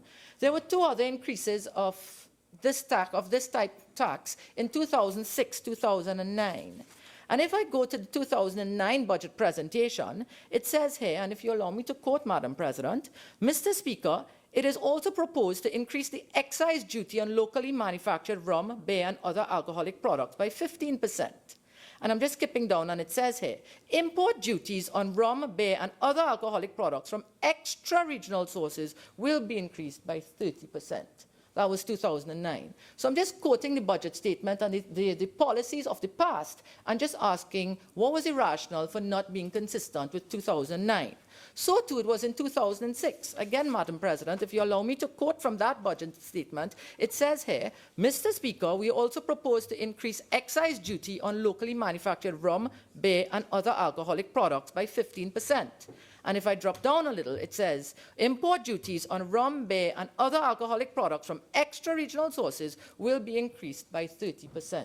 So back then, 2006, 2009, there was an increase across the board, but a greater increase in products originating from outside the area. And I'm just asking today, the logic of the past is not the logic of the present, clearly, and I'm asking for the rationale as to why, given that it has a significant potential to, one, curb consumption, if possible, through higher taxation, and as well as Senator Mark says, the minister in his budget statement also says, and I would like to quote, Madam Speaker, over the past few years, there has been a marked increase in extra-regional imports of cigarettes and tobacco, in large measure due to increased smuggling.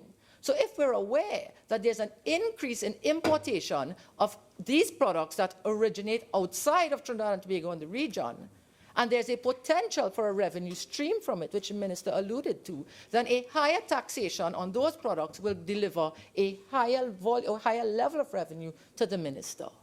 And so my question is today, why is it, or how is it, or what's the rationale for maintaining the same level of taxation on alcohol and tobacco products that originate within Trinidad and Tobago and the CARICOM and have it equal or consistent with those from extra-regional sources? Madam President, I would like to take a moment and just reflect on the revenue estimates presented in the budget. In summary, or in caption, the increase in tobacco products are 15%. The increase in alcohol products are 20%. And the minister did see that there is a revenue measure on it, as well as a component to curb consumption. When we examine the draft estimates of revenue head 3 on taxes on goods and services, we're seeing in 2016, rum and spirits, the revenue received from taxation on rum and spirits, 159 million.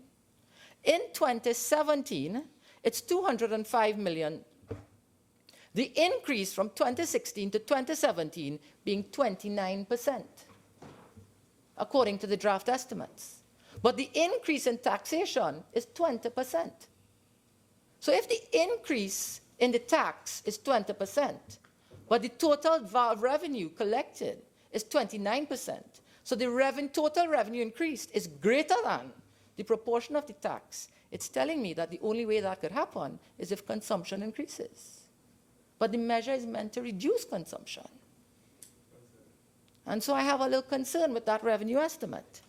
With respect to beer, 182 million in 2016, 217 million in 2017. When you do the increase, it's 20%, exactly equal to what beer, to the increase in beer. But when you go to cigarettes, 219 million in 2016, but 400 million in 2017, an increase of 82% according to the draft estimates of revenue, head 3. And so I ask the question, if the increase in taxation on cigarettes is by 15%, how are we getting to a place of an 82% increase in revenue? I'm confused. I am confused. And so I'm unsure of the revenue assumptions. I'm unsure of the revenue assumptions made for this. And so I'm asking to be consistent and for an explanation, because these figures have a significant impact and implication on the size of our budget deficit, which we need to watch with a keen eye. And if these assumptions are wrong, it's going to tell us, or if these, I should say, if these assumptions are not realized, I should say, then our revenue, as our budgeted revenue and the actual revenue we collect would be in shortfall. And so I'm asking for clarification with respect to the estimates of revenue presented with respect to this measure. And Madam President, I would also like to see that I trended the revenue from 2008 to 2016 and 17 using the projected figures as to what was actually occurring with the revenue derived from these taxes. Was it increasing? Was it decreasing? Given that the last increase was in 2009.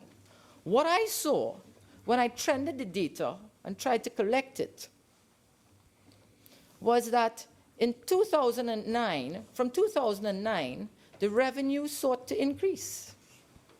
And up to 2012, 2012 had some of the highest years of revenue, or 2012 was the year in which the highest revenue was earned from rum and spirits, beer and cigarettes from duties.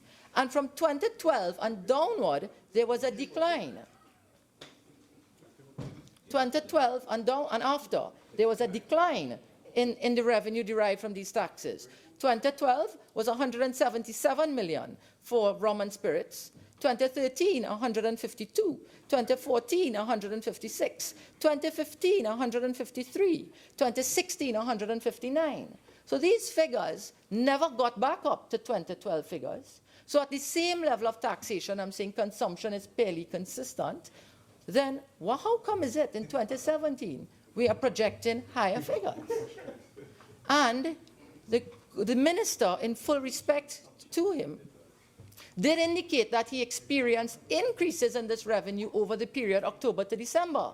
But let's recall that that's a seasonal time where Trinidad and Tobago would usually consume more alcohol at that time. So to use those figures as a consistent benchmark is to not understand that those figures has a seasonal factor which would cause it to be higher, and therefore cannot be used on a consistent basis for projections for the entire year. And so I have a little concern with respect to that, Madam President. And Madam President, as I close, Senator Mark made a point today, and I fully endorse the point with respect to the manner in which the debate and the motions were brought to this Honourable House. In full respect to this House, I would really like to touch on it for a moment, given that as an independent senator and a senator of this Honourable House, that I'm a bit confused as to how this process really occurred. And I would like to see here today that this motion was brought before this Honourable House before. It was issued on an order paper. We all assembled here to have this debate on this motion, and then a motion was brought to adjourn the House for matters or for an explanation given. On that particular day, the Honourable Leader of Government Business did articulate that he had an opinion and that he would have circulated that opinion. I don't think I need to read it because it's in Hansard, but I have it here. And as a senator, I was asked to vote on to vote on the adjournment.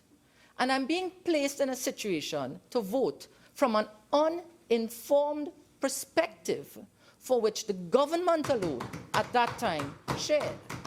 And the citizenry is looking at us to say, okay, the independent bench that's not involved in frontline politics or party politics is making a decision, but is making a decision in which we don't have full information. And that's something that worries me, because the consequence of those decisions we have to live with. Now, we had a situation as well in this House recently where we were brought out in an emergency session on a Saturday to validate a writ or an order for the THA elections. But that occurred because of an error made somewhere by someone, and the process became flawed because it wasn't rigidly adhered to. And that's why we had to validate the motion to bring it up one day earlier, which is quite similar to us having this motion here today, where a process may have been flawed. I don't know. I still don't know. And then we had the marriage bill brought before this Honourable House, in which we debated the bill knowing that a 3/5 majority was required, and then in the winding up of the motion by the Honourable AG says that a simple majority is required. And again, an opinion was presented for which the independent bench has no clue. And so, Madam President, as it pertains to this bill, I am linking the others together to say that the situations that occurred in the others is also similar to what's occurred here. And I'm worried as a senator and an independent senator that there's a trend and a style of governance that is entering into the House, that the independent senators and others as well are forced to agree and comply with in the absence of information that a certain select group may have, which we require to make a proper judgment call. Bench, I thought you'd have support me there.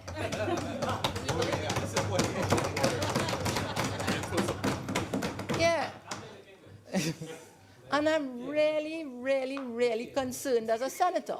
So today I'm saying that while I support the measure and with the potential impact of the measure, probably with positive revenue for the government and the potential to reduce consumption, I'm in support of that. I'm in total support of that.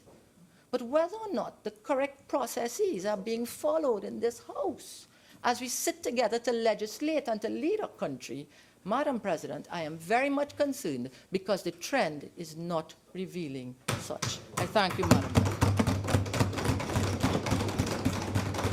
Senator Henry.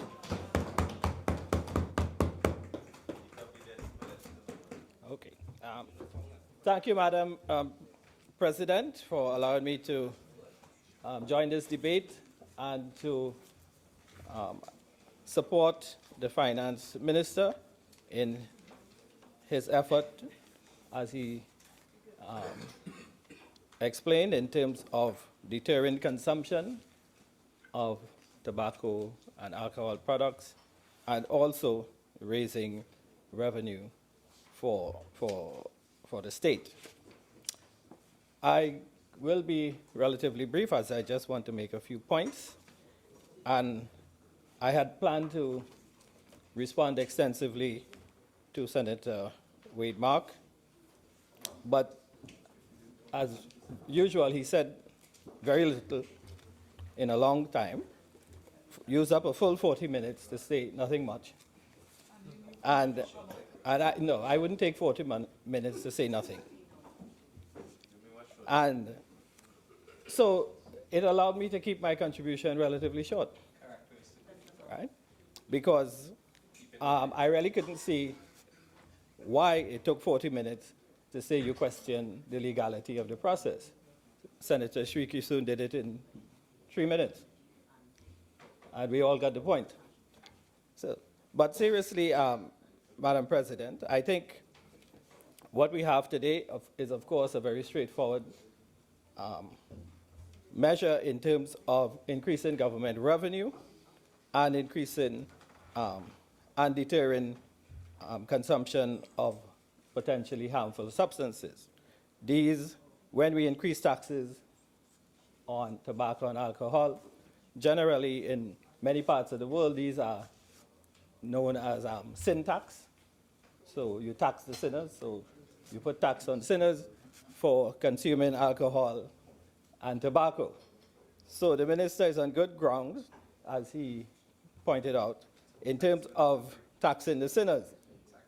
And the sinners usually pay up the taxes. It's a very reliable source of revenue, because when you tax the sinners, they are very, very eager to continue their habits, so they pay up. And the minister has a ringing endorsement of his analysis when he talked about elasticity and inelastic demand. I will just quote one famous person, I'm sure we all know, and who endorses the minister. I wouldn't quote myself. Ravi B.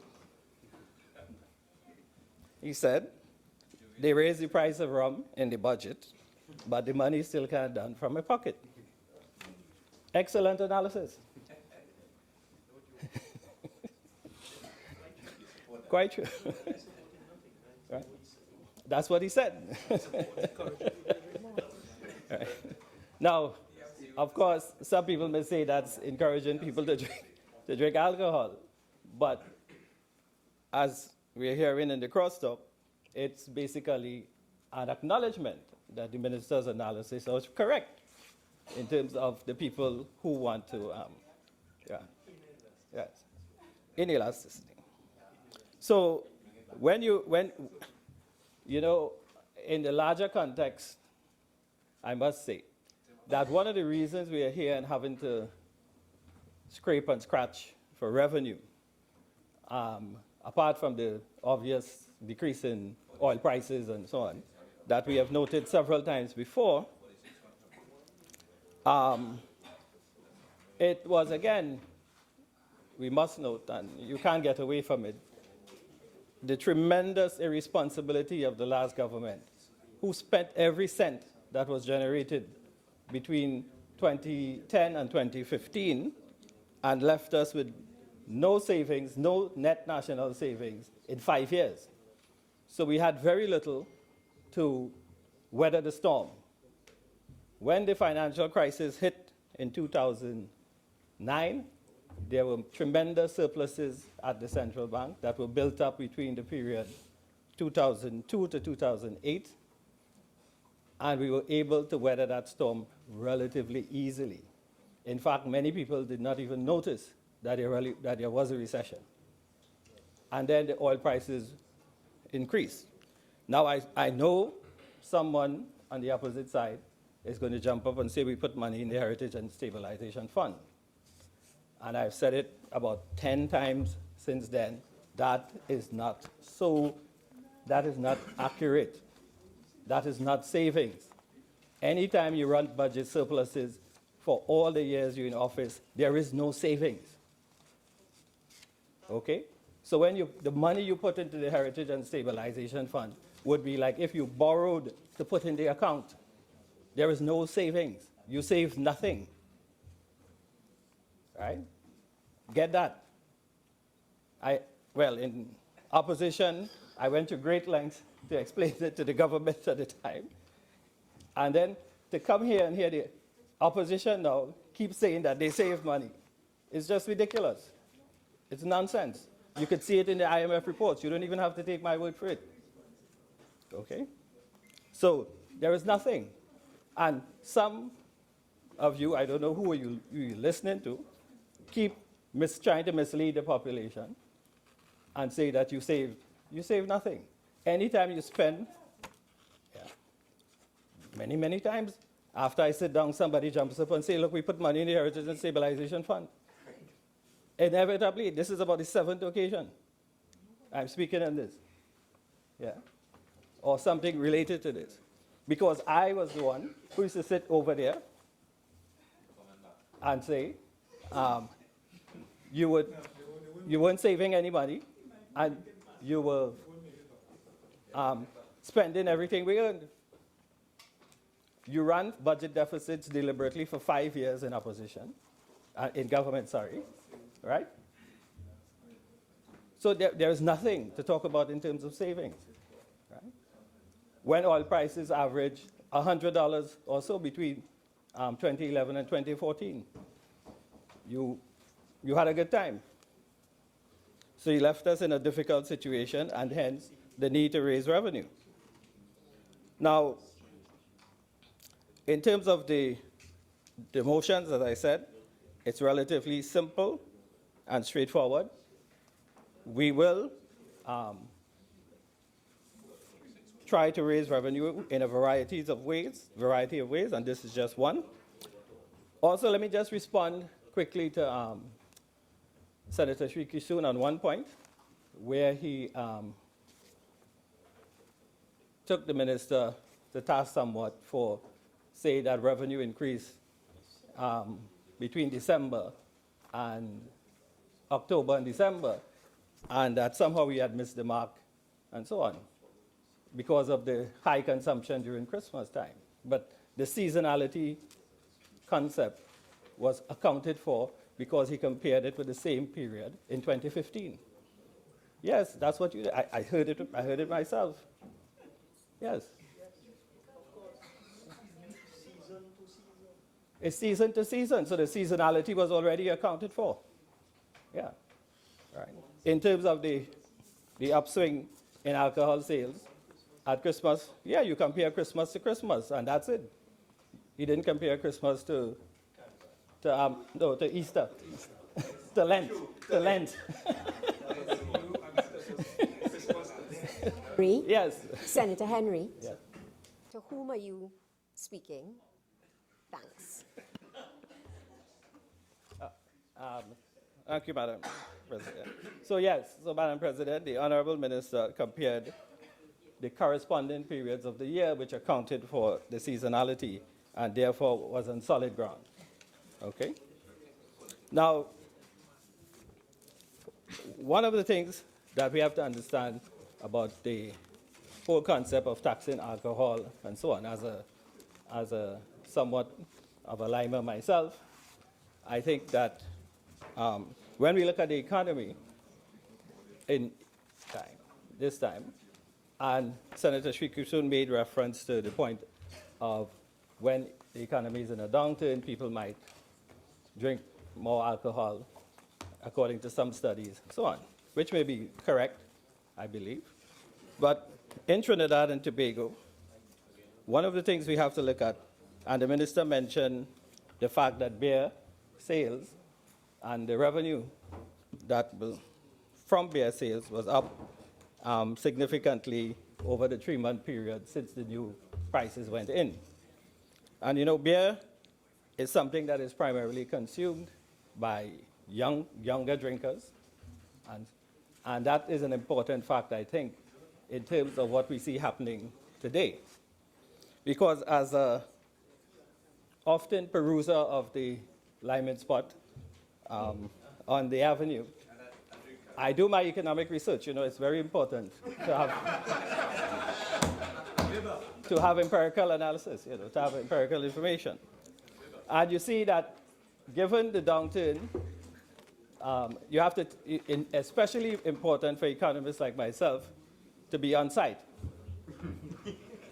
So what you had, now one of my colleagues at the university who passed away a few years ago, Dennis Pantin, made an observation back in the late 90s, and when the country was still into recession and so on. He came up with something called the Lyman Index. Some of us at the university call it Pantin's Lyman Index, where he observed the number of people liming during the middle of the week. He would specifically go in the Lyman spots on Wednesday night or Tuesday. And in an economic downturn, you would see very small numbers of people in the bars and restaurants and so on. And then during an economic upturn, during the boom, you would see people, large crowds, liming throughout the week. So that became famously known as the Pantin's Lyman Index. And I have observed, you know, following along my colleague, that the Lyman Index has been low for a good period. No. That's crime. You are crime. Yeah. No, for the period, for the last few months, along the avenues and some of the spots that I happen to pass by, you know. I don't necessarily stop, you know, I pass by. So what you have is a downturn, and because of the carnival season, as correctly pointed out, and the Christmas, we have had a serious demand with all-inclusive fetes and on. So we expect that the revenue in this period would be high for coming from the sinners. So therefore, I think the minister is on good grounds. He has already showed that the measure has already achieved some success, and I really have nothing more to add than to say we fully support the minister in this endeavor, and also on the matter of the legal concern, we can assure the opposition and the independent senators that we do have the legal opinion on the matter. All right? We need it. Yes. No, as the Honorable Attorney General said some time ago, It is not the practice to be running around sharing legal opinion in the parliament. It has never been. So don't pretend that it's so. With these few words, Mr. Vice President, I thank you.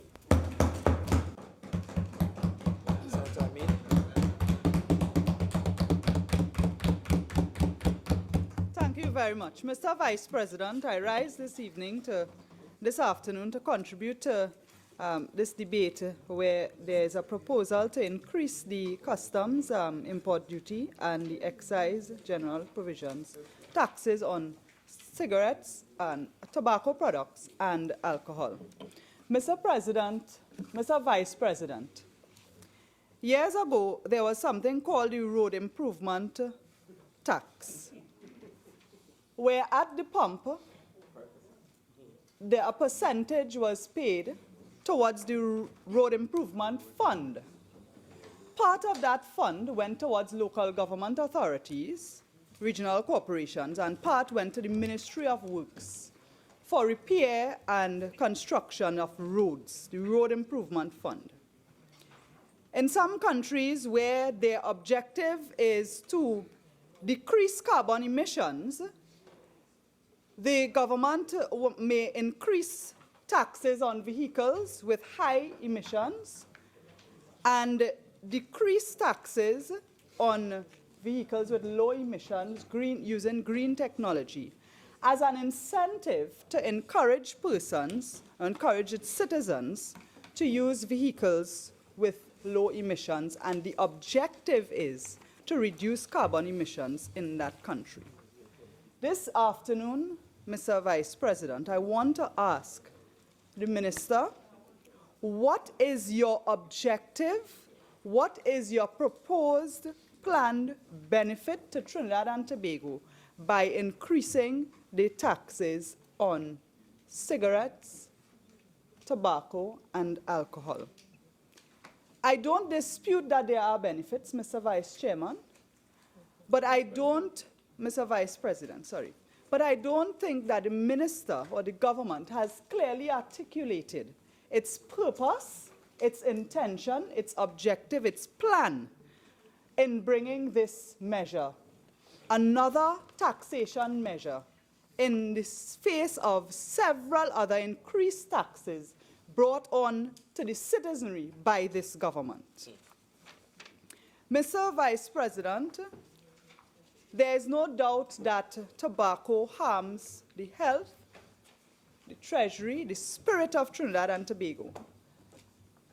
Research shows that every year, more than 1,000 people in this country are killed from tobacco-caused disease, while more than 3,000 children and more than 181,000 adults continue to use tobacco every day in Trinidad and Tobago.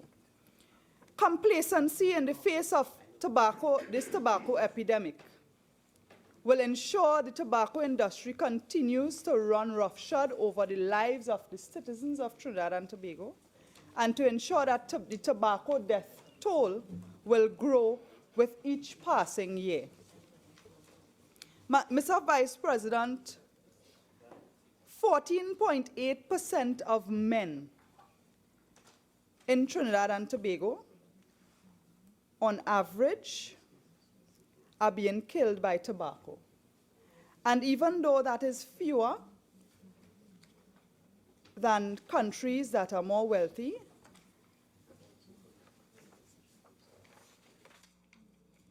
there are also 3.2% of women, on average, every year, who are being killed by tobacco products. Every week. The point is, Mr. Vice President, that our policy makers, our government, our cabinet, must take note and take decisions with regards to policies that would deal with the present danger. And the government has failed to articulate that. At present in Trinidad and Tobago, many of the solutions recommended for treating with the tobacco epidemic exist in law. Some of those measures are ensuring that there are smoke-free public health care facilities, for example, universities, that our government facilities, all government offices, that smoking is prohibited, in indoor offices, in restaurants and pubs and bars, on public transport, for example, and in all indoor public places that exist presently in our country. But I want to ask, what about enforcement? A person who is offended or who experiences a smoker violating any one of these, their only choice really is to move and to go somewhere else. The enforcement, Mr. President, goes even further when it comes to minors. Mr. Vice President, in a study that was done at the World Health Organization, 2013, 10.9% more boys smoke in Trinidad and Tobago than on average in high-income countries. 10.9% more. 7% more girls smoke in Trinidad and Tobago than on average in high-income countries. And by girls, we speak of under the age of 18. In Trinidad and Tobago, the Tobacco Control Act prohibits the sale of tobacco to persons under the age of 18. In many business establishments, there are signs stating the sale of tobacco to persons under the age of 18 is strictly prohibited. When the figures show that 10.9% boys and 7% girls, more than in high-income countries, smoke, Mr. Vice President, I want to ask, when last have you ever heard a person being charged under this provision? Mr. Vice President, the prohibition on sale by minors is very clear in the Tobacco Control Act in Section 13. 1, no person shall sell any tobacco product to any person under the age of 18 years. 2, no person shall sell tobacco products. No person who sells tobacco products shall hire or use any child to sell any tobacco product. We must acknowledge that even though the law is very clear on minors and tobacco, the fact is that we do need enforcement to ensure that we protect our boys and our girls from the use of alcohol, and that is absent. I'm mentioning this because I would have thought that the minister could have, as part of the reason for increasing the taxes, indicate that some funding will go towards enforcement, towards ensuring that our children are protected, towards ensuring that the units responsible for the enforcement of this act, that they receive some of the support that they do require. Many of them are understaffed. Mr.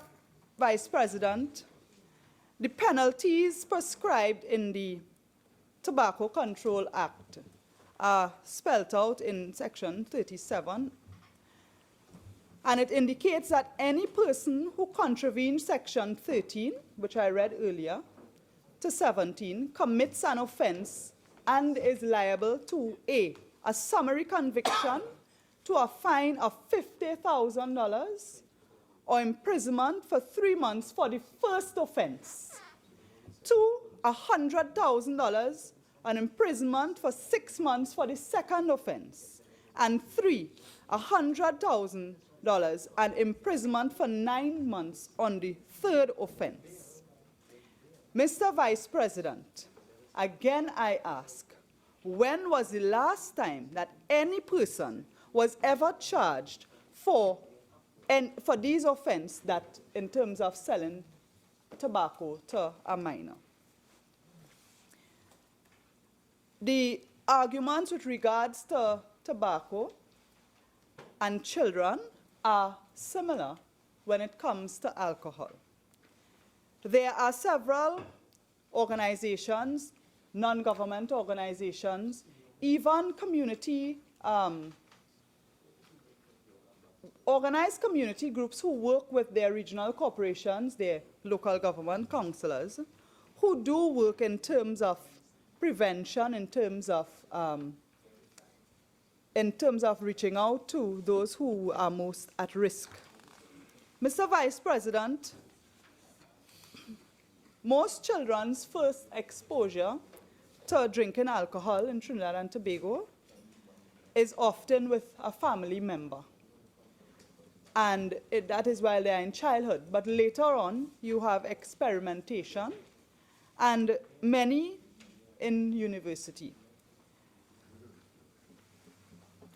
With regards to the justification for increasing the taxes on alcohol, I would have liked to see the percentage of accident victims at our hospitals, our casualty departments, who have alcohol in their blood at the time of the accident, and perhaps the percentage of alcohol in their blood, so that we can clearly define where alcohol consumption,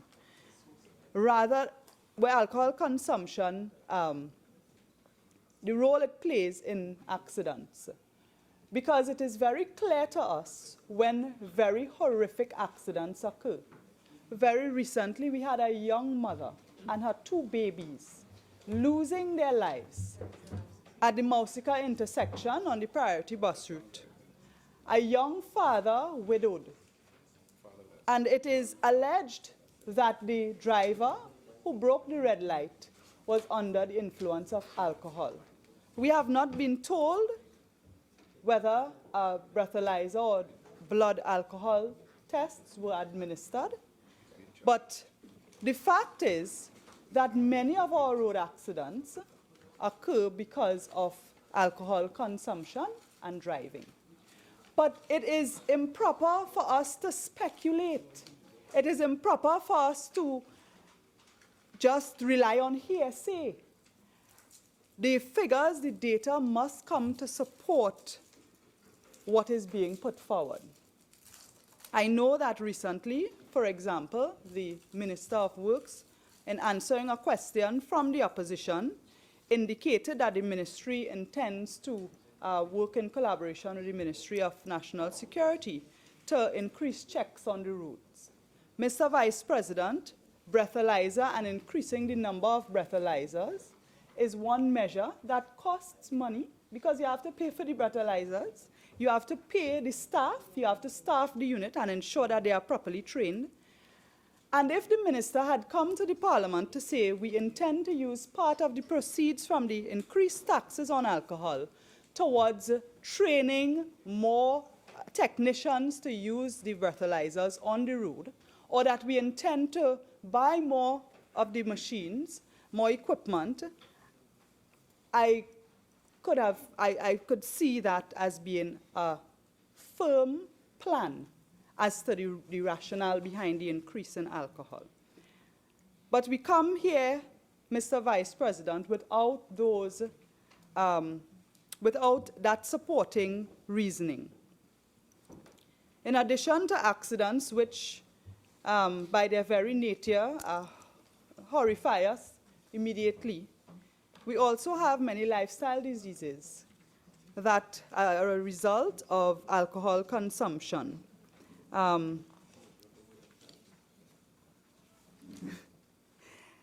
We have cirrhosis. We must look at the death rates in terms of cirrhosis, in terms of liver dysfunctions.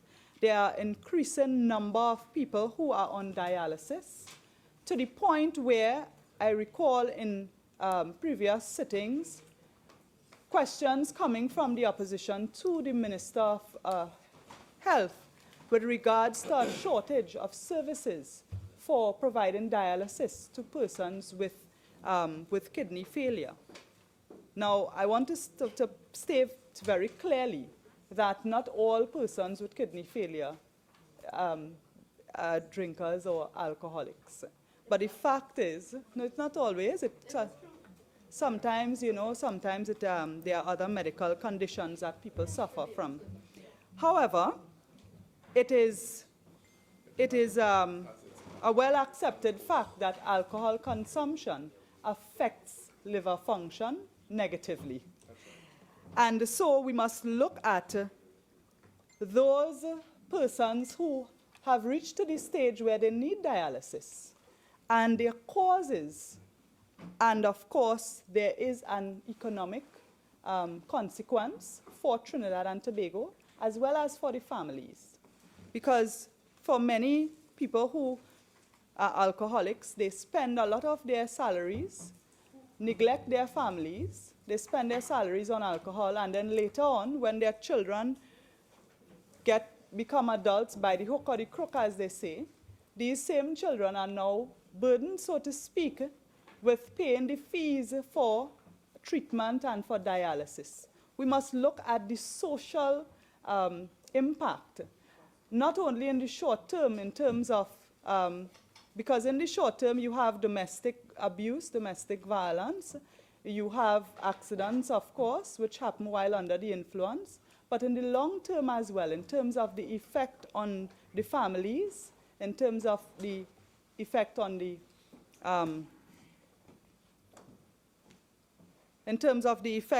the communities, but also on the health and how much it costs the state in terms of public health care to persons who have had a lifestyle heavily influenced by alcohol consumption. We must examine the drinking patterns worldwide and compare to that in Trinidad and Tobago. And I had planned, I'm very familiar with that Ravi B song that Dr. Lester Henry quoted. And that really is a response to the present government policy. Yes, the government has raised the price of rum in the budget, but the fact is that both for alcohol and tobacco, many people will find the money for it. So it is something that, of course, it's easy to sell. It sells itself. But what do we make of the opportunity for taxation? Madam President, there are several organizations in our country. You have organizations like Alcoholics Anonymous, who work specifically with people who abuse alcohol. But they also work with not only victims, but in terms of raising awareness with community organizations and with children in particular. There are outreach programs where they share their stories with groups of people who could be influential in keeping young people away from alcohol. There's NADAP as well, because drug abuse and alcohol abuse are linked, because tobacco often leads to the abuse of other more serious drugs. NADAP also provides services, and as a young person active in my community many years ago, I recall NADAP coming into communities to meet with youth groups. And through the use of culture, through the use of creative arts and plays and so on, they would often have very engaging sessions with young people in terms of advocating the effects of alcohol and drug abuse and the prevention of it. And there are several other organizations I have listed here, Madam President. But my point is that these organizations ought to have more support from the state. And where you have an increase, a measure to increase the taxes on these alcohol and tobacco products, I would have liked to see, as part of the government's plan, if they have one, some of the funding or a greater part of this funding going towards organizations who do work in terms of raising awareness.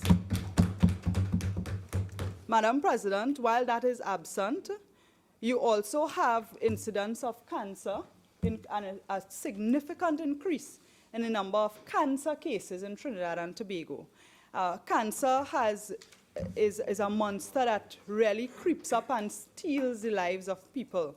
And while not all persons who have cancer would have been smokers, at some point we are almost all of us exposed to second-hand smoke, which also has an effect. But the fact is that our public health institutions' capacity to deal with cancer treatment is way below what it should be. The National Oncology Center remains closed. I want to take this opportunity, Madam President, to call on the government to ensure that the National Oncology Center is open in time to provide victims of cancer with the much-needed medical attention, as we see a further and further increase in the incidence of cancer in Trinidad and Tobago. But I would have thought again that, given the current situation with cancer treatment, that we could have seen some of the funding from increased alcohol tax and increased tobacco taxes going towards awareness of cancer, encouraging people to get early testing. In many instances, early detection leads to easier treatment. There are people who only discover that they have cancer when it is at stage 4 or stage 3 and when it's more difficult to be treated. But the fact is that awareness and education goes a long way.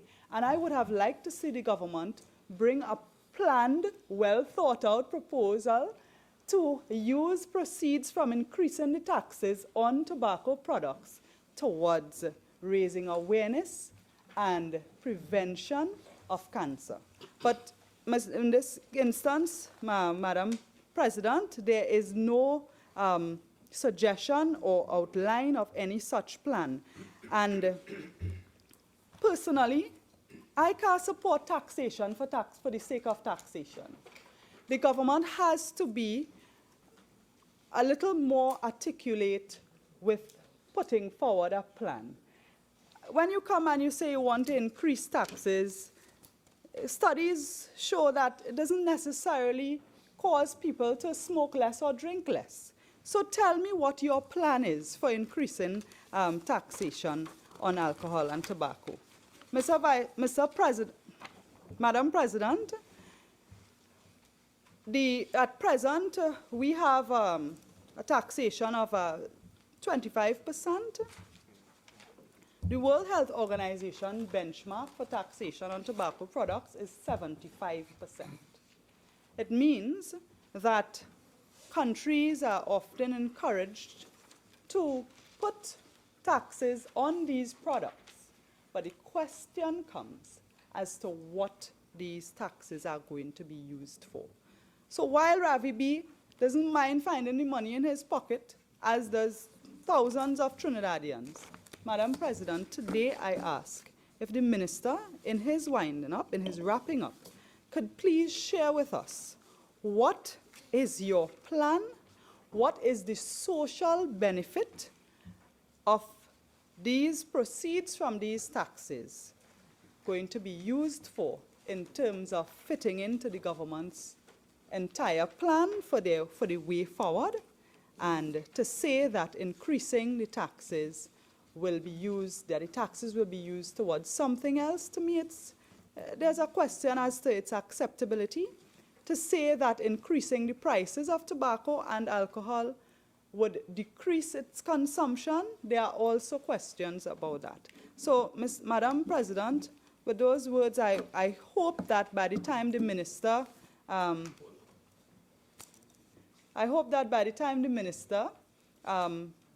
does his wrapping up, that somewhere along the line that members of the government could perhaps justify this, this increase. And I want to say for the record that we have seen in this parliament since the beginning of this government's term in 2015 a number of taxation measures that are being brought on this country.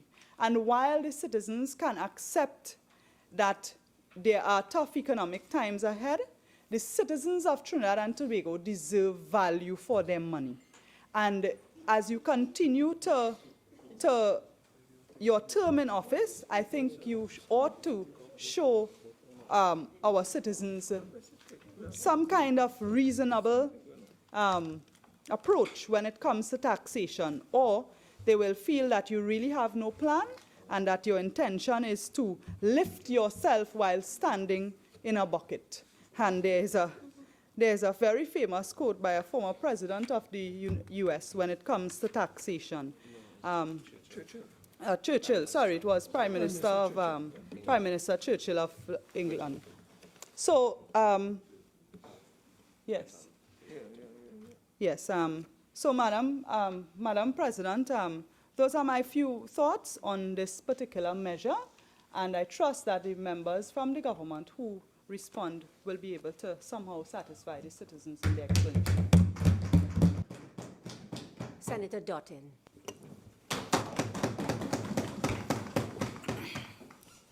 Thank you very much, Madam President. This, to my mind, is perhaps a very critical issue as it affects the young people. As I told the acting leader of the Senate bench or coordinator, I would like to focus there. If we speak to the issue, Madam President, of alcohol and tobacco, we have to look at it within a particular perspective.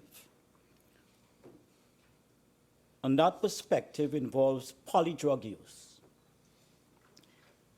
I would like to suggest through you to the Minister of Finance that perhaps the most protected drug in the world is alcohol. The most protected drug. And I'm not speaking just from emotionalism, because my postgraduate work is in this area of health education models and international health systems. And I have a real burden on my heart in terms of an issue called intellectual dishonesty. The reason why I say alcohol is the most protected, when you look at the daggers planted in the heart of tobacco, the tobacco industry, the fact that you have 1.2 billion smokers in the world and 300 million come from China. And I heard one guy from China say, a Chinese politician, it is like pulling teeth without anesthetic to get China to turn around.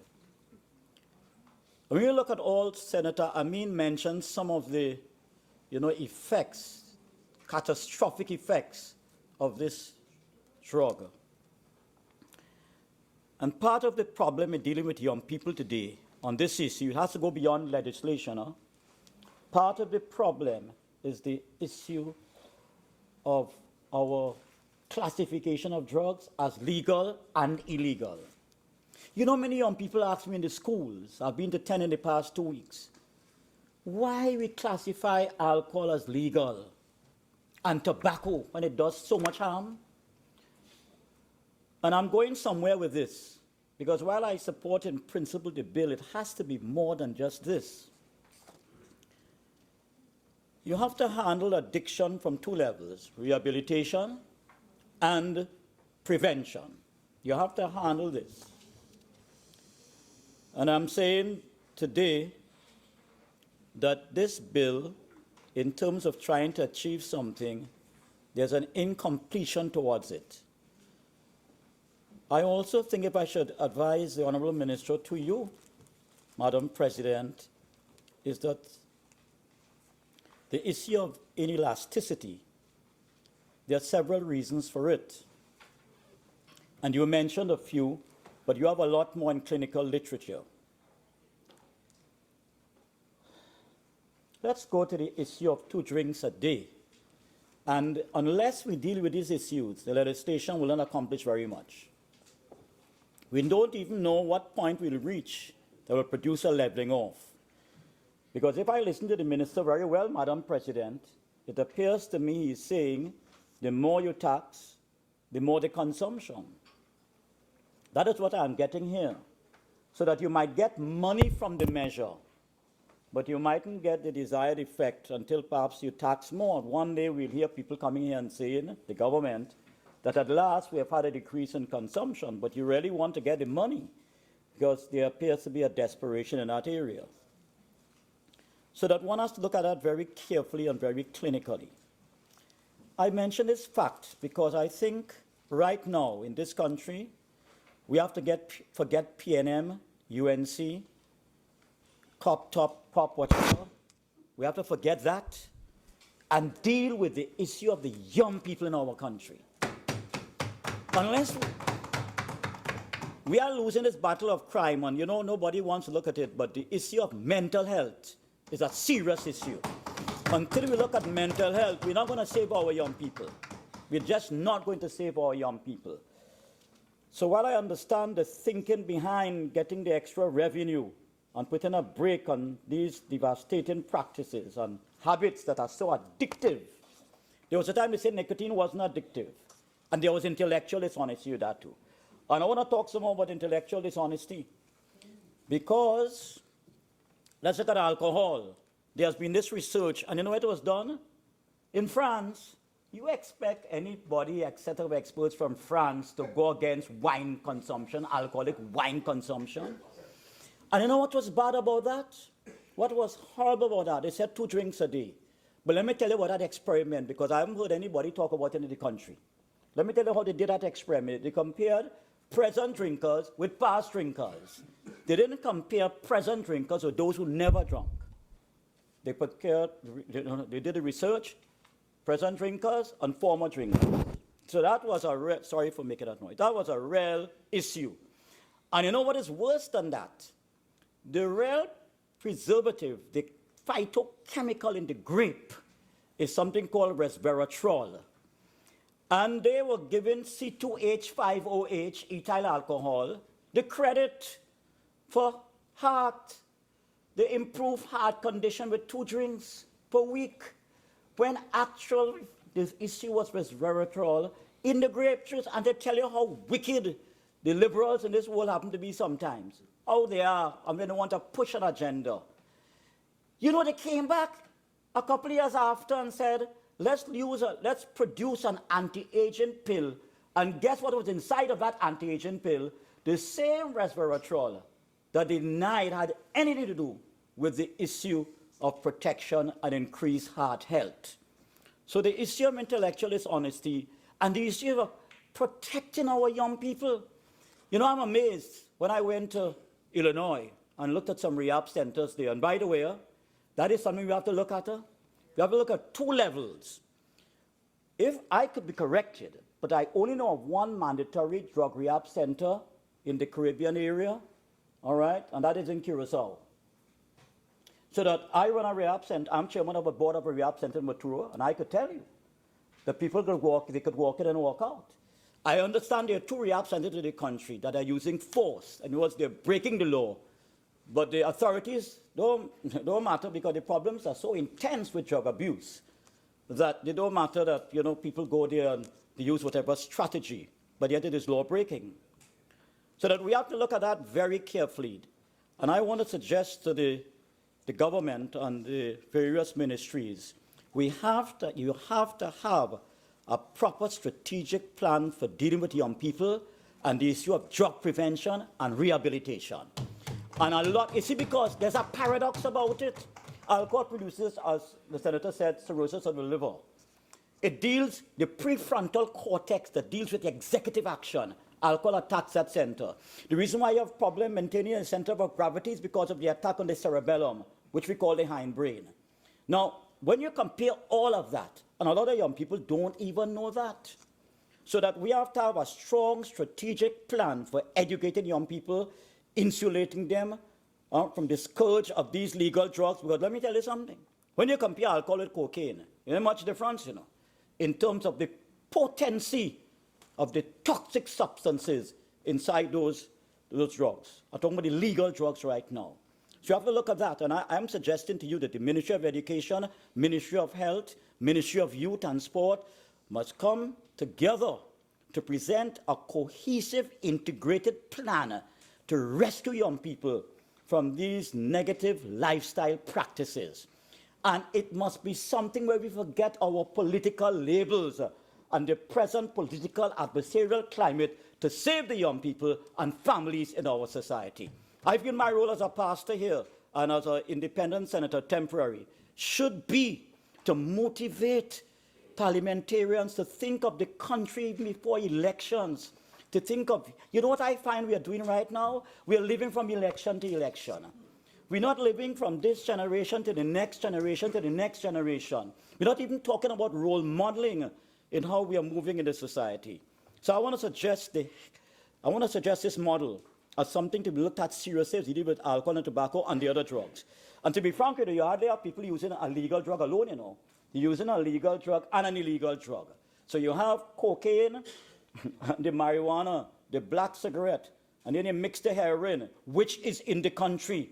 And you have the speedball, if you please. And the impact on the sanity of an individual is significant, While we debate and sometimes have humor in the parliament and everything else, and get ahead with our adversarial politics out there on the platform, and I hope we're not going into the area of consultation-induced paralysis. I hope we're not going in there. Because we will try anything sometimes to appear to be dealing with the problem. But we have to scratch where it is itching. And I want to suggest this evening, very seriously, something called in our postgraduate program there, and is used in health services across the globe, the issue of the effective health education model. Because I am sure the bill was not brought here just because we want to make more revenue. I heard the minister talk early in his presentation, and I took a note of it. I couldn't miss that at all, about the social and economic losses. Now, I heard him say that, and therefore, the issue of the social loss. We already have what Robert Putnam talked about, the American sociologist, about a social capital deficit. And that is going to increase. The fall of role models, how many fathers are intoxicated? How many people have to model for young people are heavy on this alcoholic drug? How many lives it is destroying? In addition to tobacco, I see something with young people in the street. I see young people drinking alcoholic beverages, whether it's a beer, and by the way, don't underestimate the impact of beer, because Dr. Otto Haig from the University of Fredrikstad in Norway made a comment, and I want to quote him from memory. You know what he says? One drink of beer causes the production of a condition in medicine called agglutination, where the red blood cells stick together as if bound by Evo stick, decreasing the surface area that is available for the acceptance of oxygen. That is what is happening here. And I want to call upon our leaders. We have to have leaders who role model the drug-free lifestyle. That has to be something we have to look at. So I'm talking about the effective health education model that deals with coping mechanisms, that deals with values, that deals with spirituality, that deals with lifestyle choices. I'm also suggesting we have to improve the number of support groups for young alcoholics and tobacco smokers in every constituency. In fact, if I could get the minister's attention, I would suggest to you, Madam President, that every constituency, both government and opposition, should have support groups functional. People ask me, what can a parliamentarian do with some of these issues? Well, I'm suggesting what we can do. To make use of constituency offices for the development of our young people and the salvation of our young people. We aren't going to solve this crime thing until we use an integrated approach, I'm telling you. I heard some people talking about state of emergency and things. That is a palliative that is temporary. What is required right now is a significant, constructive, integrated approach to reach out to our young people. And by the way, in the absence of parents and sometimes grandparents, these young people on their own and they are easy food for those negative community leaders and gangsters and gun dealers in this society. And I cry out on behalf of them this evening. It was Karl Barth who said we cannot go back in time and make a brand new start, but we could start right now and have a brand new ending. This year of motivating of our young people, this year of inspiring them and lifting their spirits. And we have to model the drug-free lifestyle, if you please, there. The other, I want to recommend 4 things quickly and sit down. The next thing is the positive peer pressure reversal strategies. That was inaugurated initiated by a girl called Sharon Scott. That has been shown internationally to have great success. And the schools, the Love Until Foundation has used it in, and in Silval, it has worked like magic, I tell you. And that is something we have to look at seriously. And then there's the UTU drug prevention program that I recommend that every NGO that deals with young people should adopt. Every NGO. That includes Pathfinders, Scouts, Crusaders, everywhere. That's the third thing. I mentioned support groups before. And then we have to have a media campaign. You know, you look at the advertisements about alcohol in the media, and you look at the billboards, and look at the kind of youth they're having there. You know, the message sent to young people? And we could pass 1 million bills this evening. But I'm saying, when you look at the attractiveness and the magnetic captivation of the mind, if you please, young people could feel, if I want to be a success, I have to drink. And the issue of smoking doesn't need advertising, it's self-advertising. Every movie has it going down there. The combination of smoking and drinking, every movie has that. So that's self-advertising. So I'm suggesting this evening that we have to look at a comprehensive, integrated approach to save young people from the scourge of legislation. Is just a small part of the game, all right? We have to look at what's going on. We have, you know, I call upon the universities this evening, the 3 major ones we have, USC, UTT, and UE, to engage in a significant, deep analysis and research. So some of these things we discuss in Parliament could be data-driven. Where are young people in terms of this? And I'm telling you, there's a new trend you see, especially around these times, where young people are chasing the alcohol with super caffeinated drinks we call energy drinks. When you combine those 2 things, it's a nuclear bomb in the brains of our young people, you know. And I'm not representing no PNM or UNC party or COP or whatever it is, or ILP. I am representing this evening a cry from the hearts. And by the way, I dealt with a young marijuana smoker this weekend.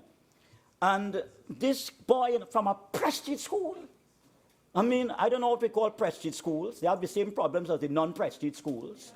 And unless and until we have a program where we systematically go into those schools and don't depend on the on and off religious instruction program, because some of our churches and some of our religions, we don't have that concern and compassion for you that we should have. We're not consistent with it. And then sometimes we go in there and we're not speaking the language of youth. So if a young person asks us, what song is Shabba Mother Pot? This is the plan, long time I kill a man. And you see 6 million hits. They're out of it, out of touch. In fact, the time has come, I think, for the government, Madam President, through Minister of Education, Minister of Finance, to look carefully at what is happening inside our secondary schools and even our primary schools. I found out just last weekend that they're not only alcohol and tobacco, but 2 of our most prestigious schools that produce heavy scholarships, they are drug dealers inside of those schools. Social workers have complained to me that the young people are matching the alcohol with the cocaine. One young man told me this last weekend, and he said, Pastor, you know what is happening? My brain is so severely damaged. He's not yet 18. He's not yet 17. He's not yet 16. He says, I was informed that the marijuana that brought into my school, my prestige school, the marijuana was baptized in liquid cocaine. That's how serious we are. Let us not take the situation with the addiction practices of our young people, and we talk about the addictive lifestyle.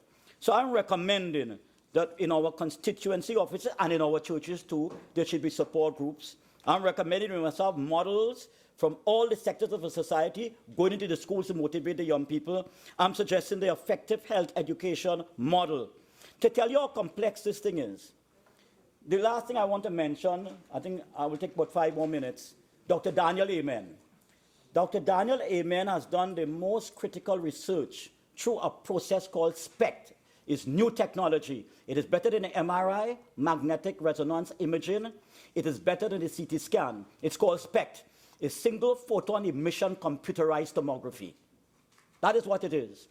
And it has unfolded the damage done not just by marijuana on the temporal lobe, but also by alcohol. And when he shows his images, and he's internationally respected, the book is Change Your Brain, Change Your Mind, Change Your Mind, Change Your Life. When he focuses there, are alcoholic users who are shocked. But I am not sure if our tertiary level institutions value young people to the point where it's not just getting a degree, a bachelor's or master's, but developing a lifestyle that enhances their dreams.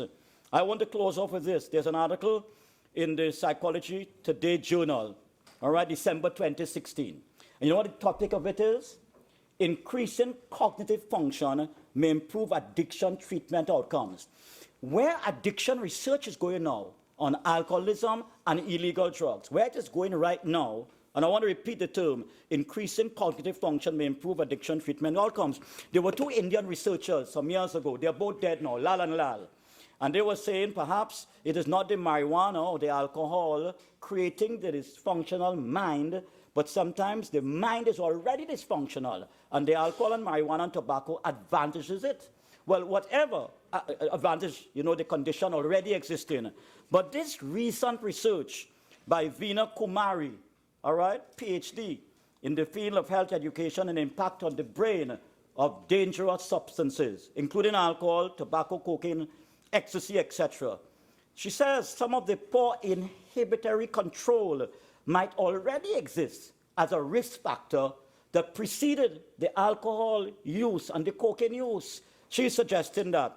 And she talks about executive function being destroyed, alterations in attention. Young people in the secondary schools and East-West corridor, Central also, Southeast and Southwest are telling me the last 2 weeks there that they have problems processing information. They have an attention deficit disorder. One young man told me last weekend he could hardly study for more than 20 minutes, and he wants to do better. And then they see of mood elevation, motivation and craving. They see of planning and thinking, and you could have a dream, but if you don't know how to plan and implement that dream, it's almost useless having the dream. I'm suggesting here this evening, let us take it seriously. I understand the reason for one of the reasons for the bill. I understand that we need to try whatever you could try in legislation. It's one route, but it cannot be the only route. We have got to get an integrated approach. We have got to unite our society to save the young people, not just from the illegal drugs, but from the legal drugs of marijuana and tobacco and alcohol. We have got to get the media involved in giving a nice price to groups who would like to save our young people. Because you can't pay out, any ordinary NGO can't pay for drug-free lifestyle marketing and advertising, And therefore, I'm suggesting to the government strongly, and with support from all the other sectors represented here, that we should really unite and mobilize our resources so the young people wouldn't only see that if you drink this beer and you drink this whiskey or whatever, they'll be in the in thing. They see your positive peer pressure reversal strategies. That one was eluding me. That is where we have to go. We have to mobilize young people and teach them how to use positive peer pressure reversal strategies. We have to go in that direction in a very serious way if we want to save our young people. And of course, the spiritual area, I can't ignore that. Doesn't the Bible say in Proverbs 20:11 that wine is a mocker and strong drink is raging? In all our education programs to motivate young people, we have to give them a spiritual foundation. And Mr. Minister, I save this one for last, through the President to you. You raised a question there about this paradoxical condition, the inelasticity you mentioned. When you up the price, you have greater consumption. Well, I'll tell you something. There's a condition known as value increase catalyst syndrome. You know what that says? The more you raise the price on something, the more people feel it is more valuable. And therefore, especially if the peer pressure issue to be added to it, you add the psychological to the social, they are going to want it even more. And that could account for the present situation you have. So I'm saying right now, let us see this as just one small step all right? But we have other giant steps to make to save our young people. Let us be genuine. Let us love them. And you know the best way to love them is being by proper role models. I can't see how a person could be drunk and intoxicated in your homes and be proper role models to the young people.